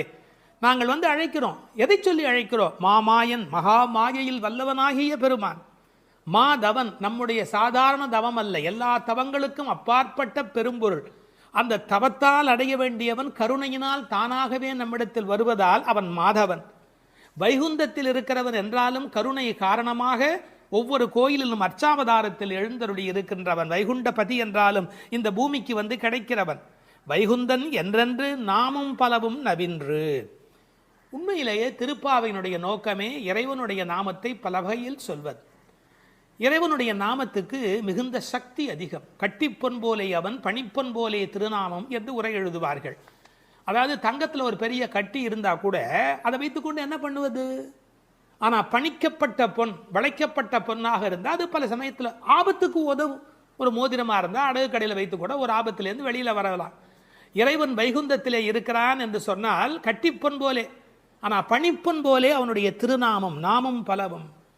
இன்னும் கூட நிறைய விளக்கங்கள் சொல்வார்கள். இறைவனுடைய நாமம் இறைவனை விட செல்வாக்கு உடையது என்று. ஒரு வங்கிக்கு போகிறோம், செக்கில் கையெழுத்து போட்டு கொடுத்தா நம்ம கையெழுத்துக்கு தான் அதிக பலம் இருக்குமே ஒழிய நாமே போய் நின்று கொண்டு பணம் கொடுன்னு கேட்டால் கூட கொடுக்கறதுக்கு யோசிப்பா. எப்படி கொடுப்பார்கள்? கையெழுத்துக்கு அவ்வளோ பெரிய சக்தி இருக்கிறது. அதுபோல் நாமும் இறைவனை காட்டிலும் வலிமை உடையது என்று ஒரு குறிப்பு சொல்வார்கள். ஒரு சின்ன வரலாறு. காஞ்சி மகா சுவாமிகள் உடல்நலக் குறைவு மாதிரி ஜுரத்தில் இருக்கிறார்கள். மருத்துவர் வர சொன்னார்கள். அவர் உடனே மருந்தெல்லாம் கொடுக்க வேண்டி இருக்குமோ என்ற எண்ணத்தில் அவர் வந்தார். உன்னை யார் இப்படிலாம் வர சொன்னா? நீ உட்கார், நான் இப்போ என்னுடைய டெம்பரேச்சர் எடுத்துக்கோ, விஷ்ணு சஹஸ்ரநாமம் சொல்ல போகிறேன், சொல்லி முடிச்சதுக்கப்புறம் டெம்பரேச்சர் எப்படி இருக்கு பார் அப்படின்னு சொல்லிட்டு விஷ்ணு சஹஸ்ரநாமம் சொல்லுவதற்கு முன்பு ஜுரம் இருந்தது. சொல்லி முடித்த பிறகு ஜுரம் இல்லவே இல்லை. உன்னை எதுக்கு தெரியுமா கூப்பிட்டேன்? மருந்து கொடுத்து தான் இதை காப்பாற்றணுங்கிறது இல்லை, விஷ்ணு சஹஸ்ரநாமம் சொன்னாலேயே ஜுரம் போயிடும்னு தெரிஞ்சுக்கோ என்று ஒரு செய்தி சொன்னதாக ஒரு வரலாறு உண்டு. அவனுடைய நாமம் எல்லா நோய்களையும் போக்கக்கூடியது. அந்த நாமம் பலவும் நவின்றேலோர் எம்பாவாய். அந்த நாமங்களை நாம் வாய் திறந்து பாடுவோம் என்பதாக இந்த பாட்டு நிறைவு பெறுகிறது. 13வது பாடல். புள்ளின் வாய் கீண்டானே பொல்லா அரக்கனை கிள்ளிக் களைந்தானே, கீர்த்திமை பாடிப்போய் பிள்ளைகள் எல்லோரும் பாவை களம் புக்கார், வெள்ளி எழுந்து வியாழம் உறங்கிற்று புள்ளும் சிலம்பினகான், போதறிக் கண்ணினாய் குள்ளக் குளிரக் குடைந்து நீராடாதே பள்ளி கிடத்தியோ, பாவாய் நீ நன்னாளால் கள்ளம் தவிர்ந்து கலந்தேலோர் எம்பாவாய். கண்ணழகு படைத்த பெண் ஒருத்தியை இப்பாசுரத்தால் எழுப்புகிறார்கள். மலரில் உள்ள வண்டுகள் போன்று அழகிய கண்களை உடையவளே, கொக்கு வேடத்தில் வந்து வாயை பிளந்து கண்ணனை விழுங்க எண்ணிய பகாசுரனை அவன் வாயை கிழித்து அழித்த கண்ணபெருமான், கொடியவனான ராவணரது தலைகளை அறுத்து அழித்த ராமபிரான், அவர்களது வீர வரலாறுகளை பாடிக்கொண்டு இளம்பெண்கள் எல்லோரும் பாவை நோன்புக்குரிய இடத்திற்கு எப்போதோ சென்று விட்டனர். வானத்திலேயோ குரு என்கிற கோள் மறைந்து சுக்கிரன் உதயமாகிவிட்டான். பட்சிகள் வீதியெல்லாம் பறந்து சப்திக்கின்றன. இந்த மார்கழி விடியல் விடியும் முன்பே உடல் நன்கு குளிரும்படி மடிவில் குடைந்து குடைந்து நீராட வேண்டாமா? இன்னும் படுக்கையில் சுருண்டு கிடக்கலாமா? நல்ல நாளும் அதுவுமாக இப்படி இருக்கிறாயே, அப்படி உனக்கு என்ன தனிய அனுபவம்? உன் மனதில் உள்ள கள்ளத்தனத்தை விடுத்து எங்களோடு சேர்ந்து வா என்று அழைக்கிறார்கள். இதை ரசமாக அனுபவிக்கிறவர்கள் முதல் பாடலிலே மனத்துக்கினியான் என்று ராமனை பேசிவிட்டதால் இந்த ஆயர்பாடிக்குள்ளே ஒரு பெரிய விவாத கோலாகலம் ஏற்பட்டு விட்டதாம். அதாவது சர்ச்சை. அது யாரடா அது? கண்ணனுடைய ஊரிலே வந்து ராமனுடைய கதையை பேசி கொண்டிருக்கிறார்களே என்று சில பேர், சில ஆயர்கள் கோபப்படவும், ஏன் அப்படி பேசக்கூடாதா என்று சில பேர் மறுபடியும் எதிர்ப்பக்கம் விவாதிக்கவும், ஒரு பட்டிமண்டபத்தைப் போலவே ஒரு விவாதம் அங்கு தொடங்கிவிட்டது என்று அனுபவிப்பார்கள். ஏனென்றால் இந்த பாடல் எப்படி வருகிறது? புள்ளின் வாய் கீண்டானி என்று கண்ணபெருமான் பகாசுரனை அழித்த கதையை சொல்லி, பிறகு பொல்லா அரக்கனை கிள்ளி களைந்தானே என்று ராமாவதார கதையையும் சேர்த்து பேசுகிறார்கள். அதை எப்படி சொல்லுகிறார்கள்? கண்ணனுடைய ஸ்தலத்தில் ராமனுடைய கதையா என்று ஒருவர் கேட்க, ஏன் முன்பு ராமனை பாடிய காலத்திலே நாம் கண்ணனை சேர்த்து பாடியது இல்லையா? அந்த காரணமாக வருக வருக வருக இங்கே வாமன நம்பி வருக, கரிய குடல் செவ்வவாய் முகத்து என் காகுத்த நம்பி வருக என்று ஆண்டாளே பாடியிருக்கிறாளே. எனவே ஆண்டாள் சிற்றில் சிதைத்தல் பாடுகிற காலத்தில் சீதவாய் அமுதம் உண்டாய் எங்கள் சிற்றில் சிதையேல் என்று பாடியிருக்கிறாளே. அந்த அனுபவத்தை எல்லாம் இங்கே குறிப்பிடுகிறார்கள். வருக வருக என்று ஆழ்வார் அனுபவித்ததையும் சிற்றில் சிதைக்காதே என்று ஆண்டாள் அனுபவித்ததையும் இந்த இடத்தில் மேற்கோளாக காட்டி, இந்த அயோத்தியிலே ராமபெருமானுடைய புகழை பேசுவது போல ஆயர்பாடியில் கண்ணன் புகழ்தான் பேச வேண்டும் என்ற கட்டாயம் இல்லை, இடம் மாறி பேசினாலும் ஒன்றும் தவறு இல்லை என்று ஒப்பந்தமாயிற்று என்று இதை வேறு ஒரு கோணத்திலே பேசுவார்கள். தீவிர பற்று உடையவர்கள் எப்போதும் இது போன்ற பிரச்சனைகளில் ஈடுபடுவது என்பது தவிர்க்க முடியாதது. புள்ளின் வாய் கீண்டானே பொல்லா அரக்கனை கிள்ளி களைந்தானே, பறவை வடிவத்திலே வந்தவனை அவன் அழித்தவன். பள்ளத்தில் மேயும் பறவை உருக்கொண்டு கள்ள அசுரன் வருவானை தான் கண்டு புள்ளிதுவென்று பொதுக்கோ வாய்க்கிண்டான், அப்படியே வாய்க்கிண்டிட்டான், அப்படியே கிழித்து எறிந்து விட்டான். அப்படி அழித்த வரலாற்றை சொன்னவர்கள் பொல்லா அரக்கனை கிள்ளிக்களைந்தானே என்று ராவணனை கொன்றதை பேசுகிறார்கள். இந்த எழுப்புகிற பெண்கள் இந்த பாடலை எல்லாம் கருத்தை எல்லாம் சொல்லி எழுப்புகிறார்கள். உரை கண்டவர்கள் கேட்டார்கள், பொல்லா அரக்கன் என்று ராவணனை குறிப்பிட்டால் நல்ல அரக்கன் உண்டோ? என்ன நயம் பாருங்கள். உண்டு, அரக்கர் குலத்தில் பிறந்தாலும் விபீஷணன் நல்ல அரக்கன், ராவணனோ பொல்லா அரக்கன். அவனோடு பெரிதாக போர் செய்தார் என்று சொல்ல முடியாதான், கிள்ளி களைந்தார். தமிழில் ஒரு பழக்கம் உண்டு, யாராவது ரொம்ப அலட்சியமாக நினைச்சா என்ன கிள்ளுக்கிறேன்னு நினைச்சுக்கிட்டியா என்று கேட்பார்கள். அப்படி ராவணனுடைய தலைகளை ராமன் கிள்ளினானான், கிள்ளி களைந்தானே. அதுக்கு வேற ஒரு பொருள் உண்டு. தன்முனைப்பு உள்ளவர்கள் பரமாத்மாவால் அழிக்கப்படுவார்கள் என்கிற அந்த உணர்வு 10 தலை ஒருவருக்கு உண்டு என்ற கதையை அப்படியே எடுத்துக்கொள்வதை விட, பன்முகமாக ஆசை தலி விரித்து ஆடுகிற போது ஒருமுகமுடைய பரமாத்மா மனதை நாம் ஒருமுகப்படுத்தினால் நமக்கு உள்ளே இருக்கிற பன்முகம் அழிந்து போகும் என்று உருவகமாக எடுத்துக்கொண்டு அனுபவிப்பவர்களும் உண்டு. இப்படி ராவணனை அழித்த வரலாற்றை பேசி கீர்த்திமை பாடிப்போய் பிள்ளைகள் எல்லோரும் பாவை களம் புக்கார். இந்த நெல் பயிரிடுகிற இடத்துக்கு நெற்களம் என்று பெயர், அதுபோல் பாவையின் நோன்பு நோற்கிற இடத்துக்கு பாவைக்களம் என்று பெயர். யாருடைய புகழை பாடுகிறார்கள்? கீர்த்திமை பாடி, ராமன் கண்ணன் இருவருடைய புகழையும் பாடி, கீர்த்தி புகழை பாடி. பிள்ளைகள் எல்லோரும், சின்ன குழந்தைகளாகிய பெண் பிள்ளைகள் எல்லாரும் சேர்ந்து பாவைக்களம் புக்கார். அவங்கெல்லாம் நோன்பு நோக்கிற இடத்துக்கு போய்விட்டார்கள். நான் மட்டும் உனக்காக இங்கே நின்று கொண்டிருக்கிறேன், சீக்கிரம் வாடி என்பது போல் பேசுகிறார். இப்போது பொழுது விடிந்து விட்டது என்பதில் அடையாளம் ரொம்ப நுட்பமான ஒரு அடையாளம். வெள்ளி எழுந்து வியாழம் உறங்கிற்று. அதாவது வெள்ளிக்கிழமை தோன்றிவிட்டது, வியாழக்கிழமை முடிந்து விட்டது இல்லை. குரு ஹோரை போய்விட்டது, சுக்கிரஹோரை தொடங்கி விட்டது. அது இன்னொரு கோணம்.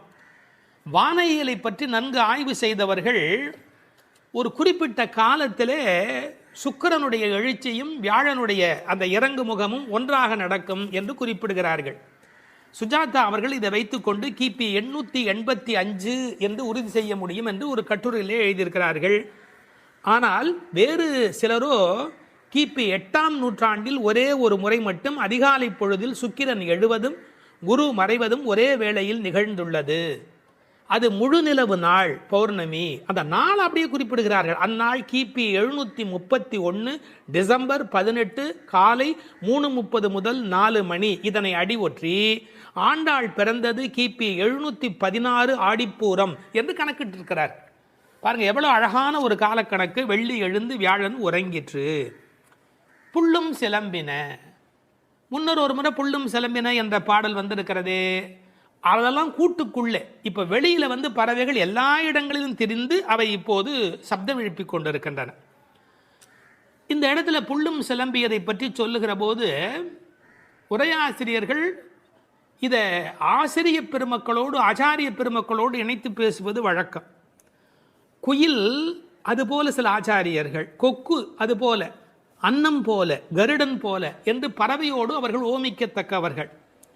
கண்டத்வனியிலே, அதாவது குரல் வளத்திலே அவர்கள் குயில் மாதிரி. ஏகாகிர சிந்தையில், எப்போதும் மனம் ஒருமுகமாக இருத்தலில் கொக்கு போல, கொக்கொக்க கூம்பும் பருவத்து என்பார் திருவள்ளுவர். சாரத்தை கிரகித்துக் கொள்வதிலே அன்னபக்ஷி போல, அன்னத்தை போல. கைங்கரியம் என்ற தொண்டு செய்வதிலே கருட பட்சியைப் போல, பல்லடிமை திறத்தினாலே என்று பறவையை அப்படியே அடியார்களோடு ஒப்பிடுவதும் வழக்கம். போது அறி கண்ணினாய், போதுன்னு சொன்னால் முட்டு என்று பொருள். தமிழ் ஒரு அழகான மொழி. அரும்பு, முகை, முகிழ், மொட்டு, மலர். பாருங்க, மலருடைய பல நிலைக்கும் பேர் இருக்கு, இன்னும் கூட இருக்கு. அதாவது வெளியில் புறப்படுவது அரும்பு, கொஞ்சம் மேலே வந்தால் அது முகை, கொஞ்சம் அது இதழ் திறக்க ஆரம்பித்தா அது முகிழ், அது நல்ல விரிந்து விட்டால் தான் அதுக்கு மலர் அப்படின்னு பேர். ரெண்டுக்கும் நடுவில் இருக்க போது போதுன்னு பேர். அந்த போது அது போன்ற கண்களை உடையவள். அதில் வண்டு உட்கார்ந்திருப்பதை போன்ற கண். ஐயா, வெள்ளையாக கண்ணில் ஒரு பகுதி இருக்குது, கருப்பாக ஒரு பகுதி இருக்குது. அது வெள்ளையாக இருக்கிற மலர், அதன் மேலே கருப்பாக இருக்கிற வண்டு உட்கார்ந்திருக்கிற தன்மையினை போதறி கண்ணினாய் என்ற ஓமையாக குறிப்பிட்டார்கள். குளிக்கிறது எப்படி குளிக்கணுமா? குள்ள குளிர குடைந்து நீர் ஆடு. அப்படி ஆடாதே, பள்ளிக்கிடத்தியோ பாவாய் நீ. இந்த பெண்ணம்பெரிய அப்படிங்கிற ஒரு சொல்லாட்சி உண்டு. அதுபோல குள்ளக்குளிர என்ற வார்த்தையை பயன்படுத்தினார்கள். நல்லா முங்கி குளிக்க வேணும், குடைந்து நீராட வேண்டும். ஆற்றில், குளத்தில், கிணற்றில் இருந்து நீர் வளம் இருக்கிற இயற்கையை புதுப்பிக்கின்ற அந்த அழகான மழைக்கு பிறகு அந்த குளிக்கிற சுகத்தை இந்த வரியிலேயே கொண்டு வருகிறாள். குள்ளக்குளிர குடைந்து நீராடாதே பள்ளிக்கிடத்தியோ பாவாய் நீ நன்னாளால். எல்லா நாளுமே நல்ல நாள் தான். ஆனால் இன்றைக்கு கண்ணனுக்கு நாம் பார்க்க போகிற நாள், ஊருக்கு நலம் செய்கிற நாள், உனக்கு நன்மையான நாள். அப்படி இருக்கும்போது நீ படுத்து கிடக்கிறாயே, பள்ளி அறையிலேயே படுத்து கிடப்பவருக்கு பள்ளி கொண்ட பெருமாளை பார்க்கிற பாக்கியம் கிடைக்குமா? அவனை பருகும் சுகம் உனக்கு எப்படி வாய்க்கும்? கள்ளம் தவிர்ந்து கலந்தேலோர் எம்பாவாய்.